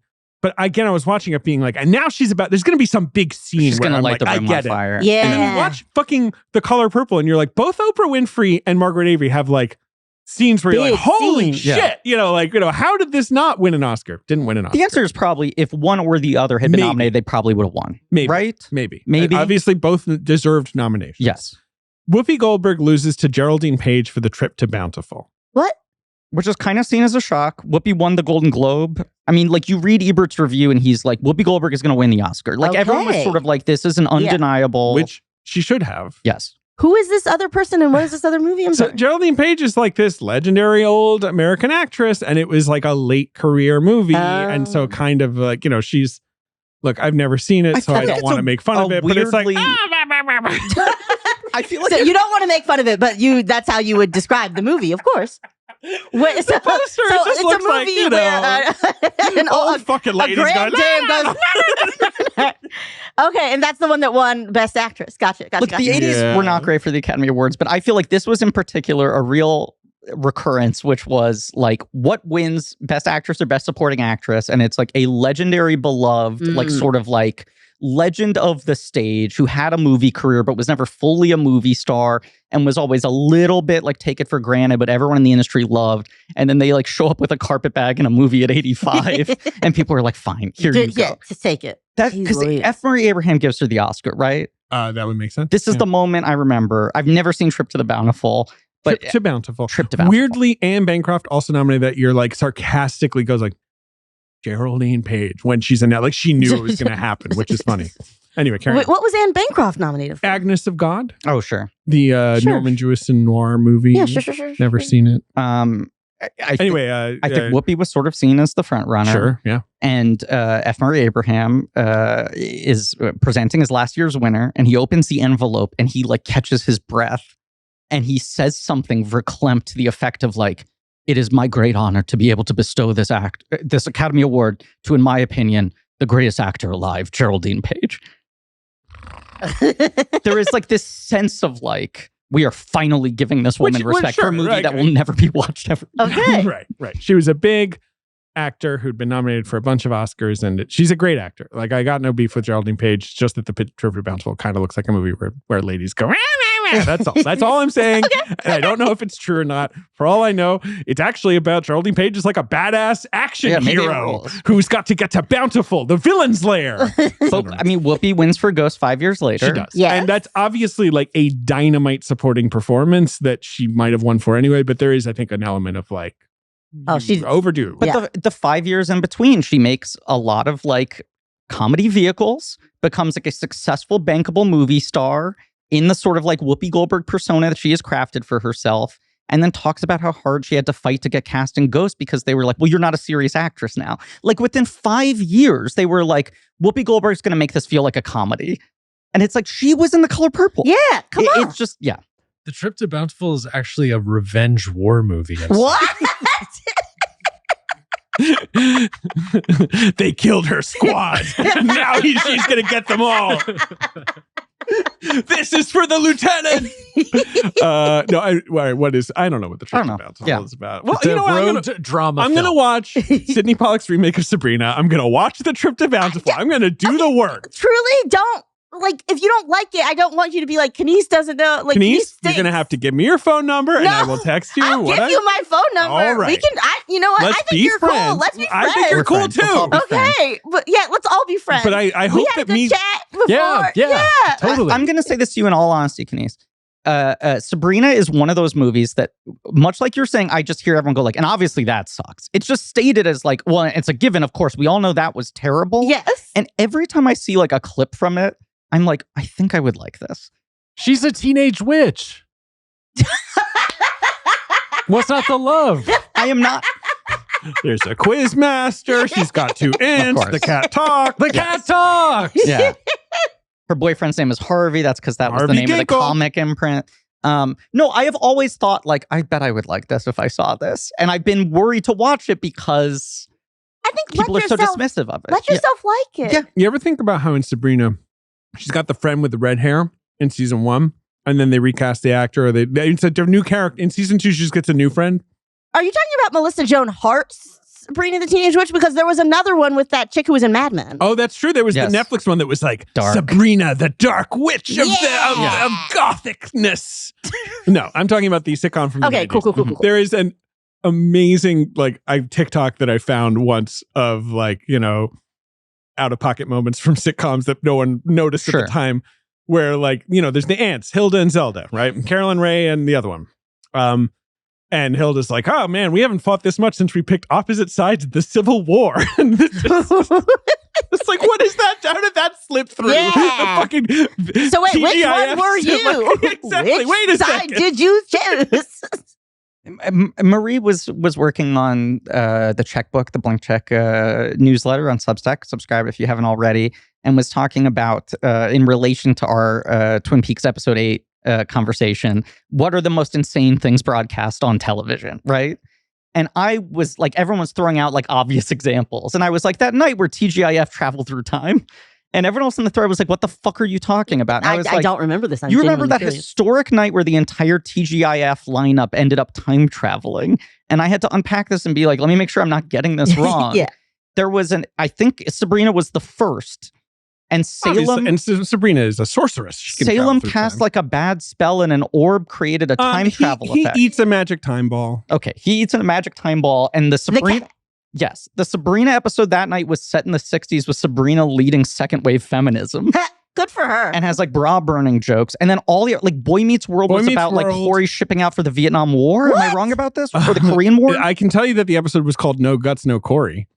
Every episode started with Salem walking onto the set of a different show and then it going doodle-doodle, and then they ended up in a different time period. This sounds lovely. It was insane. Salem had so much attitude. That cat was That cat. silly. I love that cat. Let's play box office game. This film came out Christmas time, 1985, in limited release. So we're going to do this limited release, but no, it's semi-limited. It's opening at number 8. $1.7 million on 192 screens. It made $98 million domestic. It That was was- a big hit considering it's 94 million, but I mean, yes. how much did the musical remake make? Well, you know what? It was one of the weirdest box office performances ever, that musical remake, because it made $20 million on day one and then fell off really fast. And it was one of those things where lots of church groups and community groups had bought tickets en masse for Christmas They or released it whenever on it Christmas was. Day. They planned out really well. It's one of the weirdest disproportionate 45% of its entire gross it happened made in 24 hours. $18 million on Christmas Day. And it ends up at And 45. It ended up at 60. Okay. Okay. Okay. But But anyway. still not as much Not as the its hit they predecessor wanted it 30 No, years and if you before. Okay. adjust for inflation, Color Purple performed like fucking American Sniper. Yeah. Yeah, it did Transformers numbers. I like that that's the first one we go It was the highest grossing PG-13 movie of that year. PG-13 being a new rating. Number 1 at the box office is a sequel. It's been out for a month. It is still number 1 at the box office. I think it might have been the highest grossing in this series. It's not Star after- Trek 4, is After the first one, nope. it? No. It's the highest grossing after the... Oh, it's Rocky 4. Rocky 4. It is the highest grossing. Four. Is it the highest grossing It even is. including Rocky? Maybe not. unadjusted? Unadjusted, yes. Maybe unadjusted. sure. Unadjusted is the highest grossing. Have you seen Rocky 4? No. Have I saw you the seen any first Rocky? two. Yeah, sure. I And then mean, I've seen Creed. Yeah. Well, Well, not the most recent one. Well, it's okay. So I had a crush on Jonathan Majors for a very long time, and then it turns out he's bad. So I right. So now you're do I even want to engage with Yeah. pre-cancellation? Because I know he's bad, but my pussy doesn't, and so You're allowed to say Yes, that you're allowed your to pussy say does that. not know he's bad. okay. Blank check. I mean, people can yell at you, but we'll David- stop them. David and I have talked about a lot how fascinating it is that movie came out, was a really big hit, was well liked. People were like, Michael B. Jordan's a good director. He pulled it off. And Jonathan Majors, here's finally, they've been hyping him up for years. This is the performance that makes him kind of undeniable. Uh-huh. And then all the shit goes down within 3 weeks after the movie had already made $150 million. Right, it's a huge and it success. was basically agreed upon that we were never going to acknowledge the movie ever It's again. out. It's out. Like the movie is talking about good. Quantumania and That movie Kang rocks. as a problem, but it's Yes. not forgotten. Yes. And Creed 3 feels like it's been memory hole. Yes. Majors is good in that movie. He's very good in it. But that movie was great outside of him. Will Michael B. Jordan ever get to direct again? Yeah. Oh yeah. He's doing a Thomas Crown Affair remake, which is the thing he's been attached to do for What? over a decade, and he's finally fucking doing it, which is What? exciting. They're making another Thomas Crown? Yeah. So I think one of the times I wrote you the most enthusiastically was when you covered the Thomas Crown affair. And I was like, I posted it. I was like, truly one of the best days of my life. I love this so much. It's my interest converging in a way that causes me deep joy and happiness. And then you had someone from Ringerverse on. Who was Amanda it? Dobbins. Amanda Dobbins? Yeah. Oh my God. Yeah. Oh my God. Yeah. Yeah. Kenice and I were chatting before you guys got here, and you said something about that movie that was really encouraging, which is it instilled to be excited about becoming 40. Yes. Oh yeah, because it's a 40-something romance. It's a 40-something Rene Russo romance, tits out and looking great. I saw that as a young teenager, and I was like, that's the age I got something to look forward to. I've always wanted to, Yeah. like, I brought, truly, in that she wears two outfits that stuck with me to the point where I bought a powder blue pantsuit and wore it with a white turtleneck folded down. And she also, this is the scene when she interrogates Thomas Crown. Oh my God, I'm sorry. So there's still time for me to become a master thief? There is still time for you always to become a master Wow. thief. In fact, that was his first time as master thief. I think he planned a few things practicing, but then he did this art heist at the Met, and it was his first time. So it could be your first time. Popped his cherry. I like His you. art thief cherry. Oh, I like you too. Kenice. You're a cool guy. Well, I'm get the done- I'm fuck out of- done- You've given me like 18 compliments. It's like I don't like it. Too nice to me. Why? No, I'm joking. Yeah. Well, if we start talking about Shyamalan, then she'll flip in the opposite direction. Oh boy. Those are when I get the angry messages from you where you're like, what the fuck are you guys talking Yeah, you about? guys sound insane right now. And also because you originally you wrote me and you were like, hey, do you want to do? Who was the last one that you guys released? David Lynch? Yes, you were like, Yes. is there a David Oh, Lynch yes, film yes, that you want to do? And I yes. was like, oh, I'm so sorry. I absolutely hate David Lynch. Yes. I couldn't possibly. I love you guys' podcast. Like, I feel like Right, a we've been kid trying to with get you on cancer for a who's while. like been given a Make-A-Wish or something, No, just no, being come on. here. No, but then you were yeah. like, oh, but it'd have to be with David Lynch. And I was like, oh, I'm sorry. I'm going to have to give that Make-A-Wish back. I absolutely couldn't, even if I tried. we planned so far in advance. Yes. That I often when it's like, we are overdue, we need to get you on. Can I show you what we have right now? And if there's nothing here, I promise I'll circle back in like 5 months. But it does mean that there's often a long gap.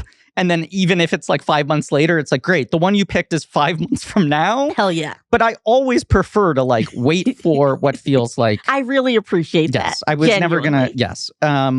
What else is in the top 5, David? Oh, back to the box office game. Number 2 at the box office is a sequel, a terrible sequel to a film we have covered. We have not covered the sequel, nor ever shall we. We never shall. I don't think so.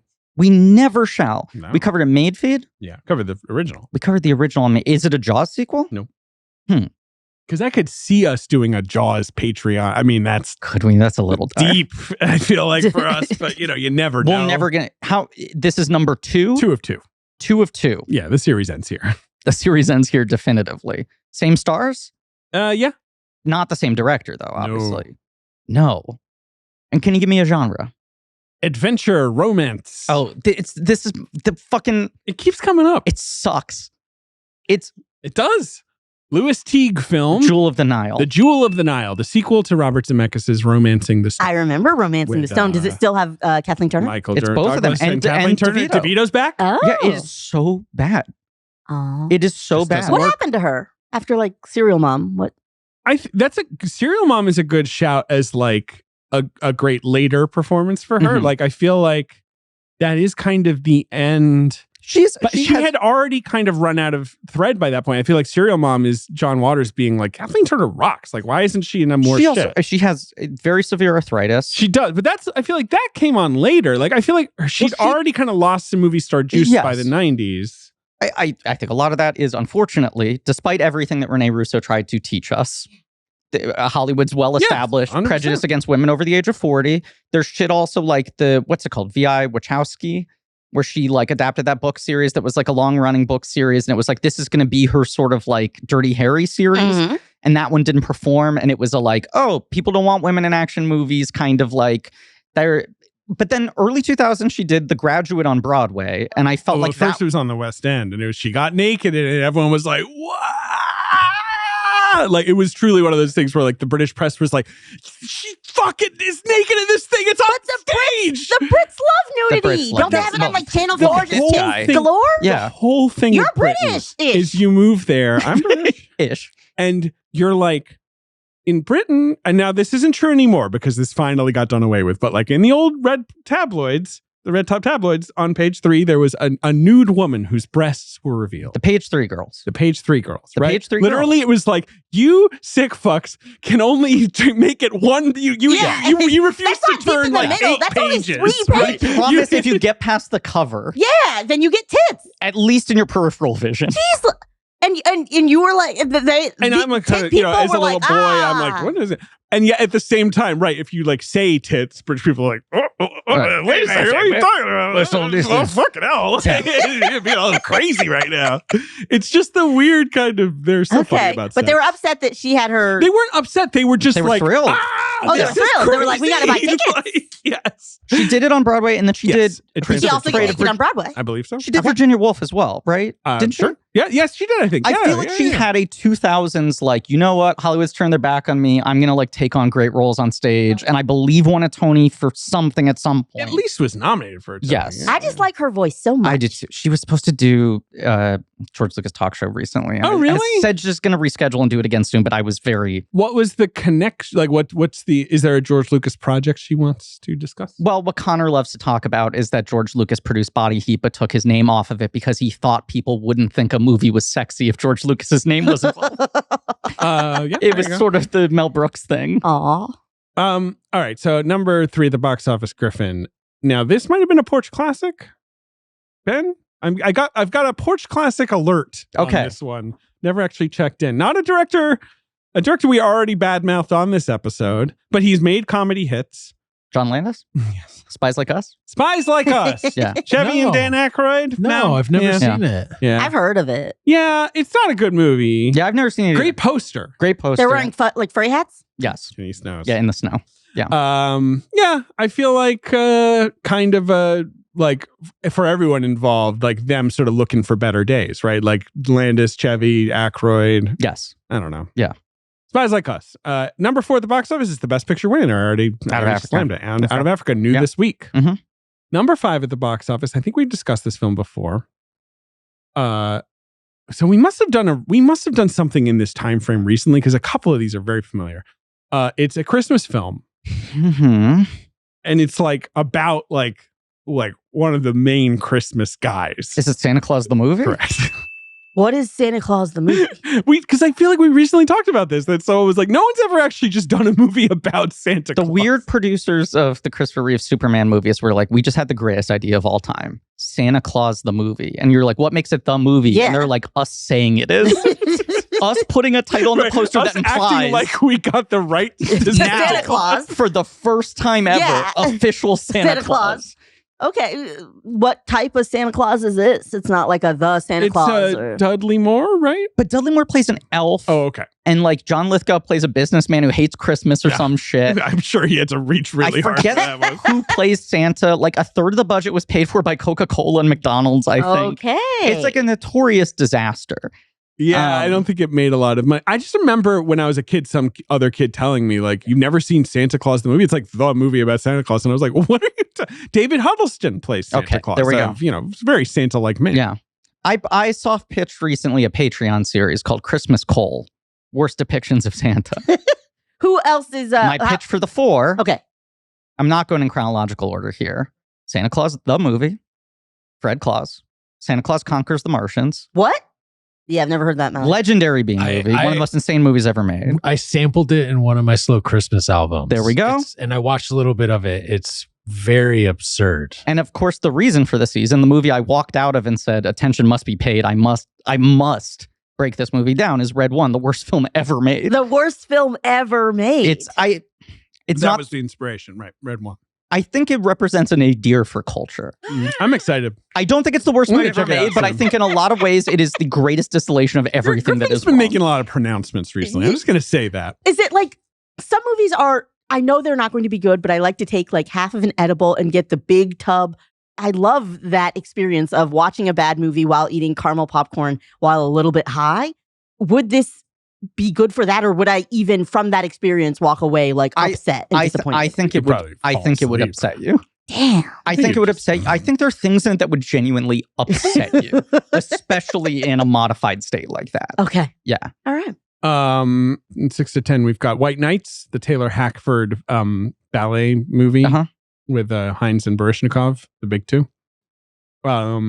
We've got a Disney re-release of 101 Dalmatians. One of your daughter's The favorite cartoon? movies? She Has had she a moved on now? huge phase with that Yeah. movie. She has not watched it in a while, but she loved Cruella. She was very, not to be clear, not Likes her Craig Gillespie. actions. Not Craig Gillespie's film Cruella. She liked Cruella in the movie. She called her the Grumpy Queen. Mm-hmm. Well, She should see Cruella then. We'll get to it. Right now, it's doesn't your daughter have a bunch of questions Can I say- about why did Cruella pretend to hate dogs? Yeah. no. Where she came from, why her hair's dyed like oh, that, right, yeah, where right, she got right. the coat. Oh, yeah, she wants to know the origins of Yeah. did a dog knock her mom off a cliff or Yeah. whatever happens in that movie. My daughter right now, unfortunately, Mm. it's all Frozen. They watched it at Just one school. or Frozen Nope. 1 and 2? This is what I want to tell you. So both. She likes Mhm. both. But she distinguishes them by there's the regular Frozen, Mhm. as she refers to, which is Frozen 1, and then Frozen with the pants. Because she one point told me that princesses wear dresses. And I was like, Mhm. princesses don't have to wear dresses. They can wear pants. And she was like, princesses wear dresses. And I was like, Elsa wears pants in Frozen 2, remember? When she runs into the water, she's Oh. wearing pants. Yeah. Uh-huh. And she was like, show me that right now. And I queued it up and I showed it to her and she watched it and she was like, she is wearing pants. I Okay. agree with you. And so now she will specifically be like, I want Frozen with the pants. And I'll be like, but you want it from the beginning, right? Because she's not going to wear pants until an hour into this thing. Yeah. And she's like, Right now, like Disney Animation headquarters, they're playing this back and they're like, okay, fuck. pants. We never thought of this. What are we doing for part 3? Because my daughter likes to sometimes put a dress on, any dress. It just has to be, and then just dance around to music. And then we clap and she bows. Oh, nice. Which is very great, very cute, but still trying to just get her away from the thought of like girls wear dresses Yes. and princesses. They just need to make a big bottom wear choice for Frozen 3. If they fuck this up, Yeah. the whole thing is going to It's crumble. Frozen, but tropical. It's like a whole thing. And then they have shorts on. Yeah. And so 100, but she does love 101 Dalmatians. Number 8, Color Purple. Number 9, Enemy Mine, a movie I've been thinking about a lot because Andy Samberg on the Lonely Line podcast keeps talking about how you would try to work it into sketches. What is that? It's like, I know, and they eventually got it in. It's this Wolfgang Peterson movie about like a human and an alien get stranded on a planet Dennis together. Quaid and Louis Gossett Jr. And Louis Gossett Jr. is in like alien makeup. And Louis Incredible Gossett Jr. alien. like coming He's off an Oscar. Yeah, it's like Oh, his. I definitely had mentally switched that around. Okay, so no, he's the alien, like bearded Quaid, and Lou, like collecting his like post-Oscar like. And the crux of the movie is like these two different species stranded on a planet together, sort of surviving. And then I think I can say this because it's what the cultural reputation of the movie is. The sort of twist is that it turns out that he is able to become pregnant. the alien. Fuck. I need to see it. I need to see Enemy And Mine. he gets pregnant? They have a child, I believe. Hell So yeah. they fuck. This is what I'm trying to remember. We don't see that though. I don't think so. You don't think so? I gotta watch it. All right, so Sabrina, Enemy Mine. What was the other thing I'm watching? Trip to Bountiful. I gotta check it out. Yeah. Red one. Red one. I am gonna Yeah. watch it. Number 10 is a Chorus Line, which I feel like was not the hit they wanted it to be. That's Richard Attenborough post Gandhi being like, I'm going to adapt the biggest hit on Broadway ever, and it like did okay. I need to pee so badly. Okay, yeah. Well, we've been talking for way too long. Yeah. But No, you know what? no. 'Cause what a delight, 'Cause what we had a great incredible guest. guest. Not way too long. That's very nice and kind of you. I do want to say before we wrap things up. No, I don't. I didn't drink enough water too, so I intentionally dehydrated myself so that I you're wouldn't gonna have faint. to. Yeah, because you guys, I listened to the pod. I know you guys You go know. so long, so I was You like, know. do not fill up on water. Yeah. You're gonna have to pee. Mm. The person who plays Nettie as a child does some of the weirdest acting I've ever seen in my life, and I'm sorry, it caught me so off guard that I felt irresponsible not mentioning it. Yeah, I just needed to know. Like, I needed to say when she screams, ah, and waves her hands in the air, and that's supposed to be a big pivotal moment of emotionality from these two characters. I said, I must mention this on the podcast, and that's it. It's worth calling out, especially because he is historically very good with children. Yeah. Yeah. Yes. It might speak to the fundamental. He might not just totally have a grasp on the character. Yeah. Yes. Okay, sorry. Yes. That's No. I think. I want you to pee. I want you to have the ability to go Thank you. pee. Kenice, thank you so much. Thank you so much for having me. You guys are this is a dream come true. Thanks, Hey, guys. you're the best. It took far too long. Anything specific you want to plug?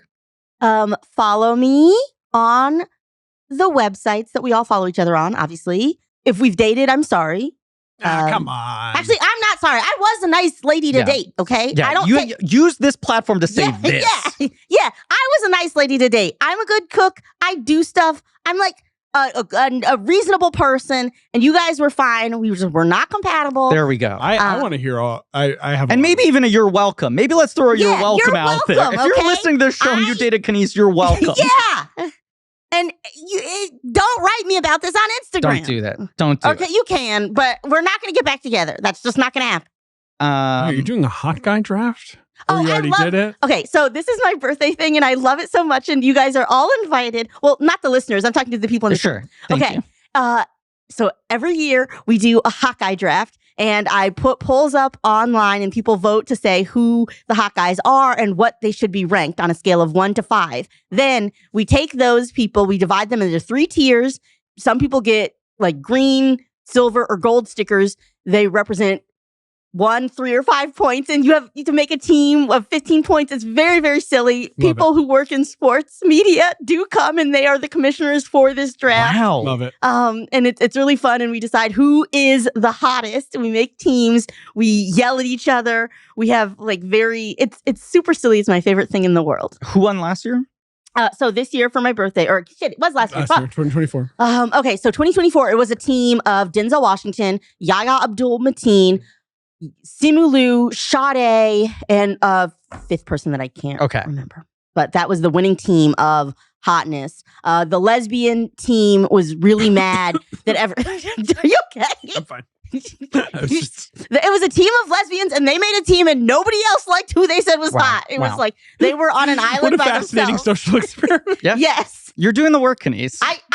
I majored in psychology. This is my experiments with human behavior and thought, and I love it so much. Everyone, look out for that. Yeah. I'll certainly be following very closely this year.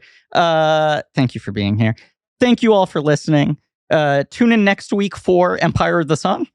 Kind of an odd double down from Spielberg. Yeah, it is. A slightly better movie, but also, not perfect, in my opinion. Him striving for the kind of serious movie he will eventually make better. I don't know. Have you seen it? Yes, I have. Okay. Yeah, excited to see it again. I've only seen it once. Over on the Patreon coming up in a few days, we have a bonus Spielberg episode we're doing about Twilight Zone, the movie. Wow. Just his part. His segment. But his part's really bad. Yep. Okay. And amazing stories. Which are better. Yeah, his more amazing story segments. And doing Star Trek Next Gen? Or are we still on that? We are in the middle of that. Star Trek the Picard. Insurrection is next. Oh. The one where they're on the planet where people don't age and Picard gets a crush. What if Worf Steve goes was through wrinkly? puberty. F. Murray Abraham. F. Murray Abraham is there. Murray Do you like Star Abraham. Trek, Kenice? No. That's fine. You just seemed interested, so I was like... I am interested. My mom loves Star Trek. My mom's like this weird cool person where she likes Star Trek and she's on bowling and pool leagues. And so I want to be cool to my mom, I guess. And right, that's not automatically cool to all people. Oh, no. Right. But to your mom, Right. Yeah. So sometimes I try to pick up on things that are going on in the Star Trek world so I can be cool to my mom. Yeah, that's like how I'll say to my dad, I heard someone hit a ball yesterday, huh? Another hoop? Did you know Kenice is a twin? I did know this. Yeah. Yes. She just revealed that to me. Anyway. Where and when? What do you mean? You weren't here yet. You weren't here yet. You were to pee late. so We were badly. chatting. It's Goodbye. whole thing. Bye. Thank We you so love much. you. And as always, we've talked a lot about The Color Purple for nearly 3 hours, but I would just like to take this final opportunity on mic to recenter the real focus, the color red. Red one. Red Hulk. Oh, yeah. Of course. Oh my God. Hail to the chief. Hail to the chief.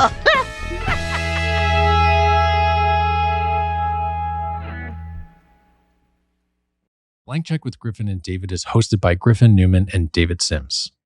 Our executive producer is me, Ben Hostley. Our creative producer is Marie Barty Salinas. And our associate producer is AJ McKeon. This show is mixed and edited by AJ McKeon and Alan Smithy. Research by JJ Birch. Our theme song is by Lane Montgomery and the Great American Novel, with additional music by Alex Mitchell. Artwork by Joe Bowen, Ollie Moss, and Pat Reynolds. Our production assistant is Minnick. Special thanks to David Cho, Jordan Fish, and Nate Patterson for their production help. Head over to blankcheckpod.com for links to all of the real nerdy shit. Join our Patreon, Blank Check Special Features, for exclusive franchise commentaries and bonus episodes. Follow us on social at Blank Check Pod. Subscribe to our weekly newsletter, Checkbook, on Substack. This podcast is created and produced by Blank Check Productions.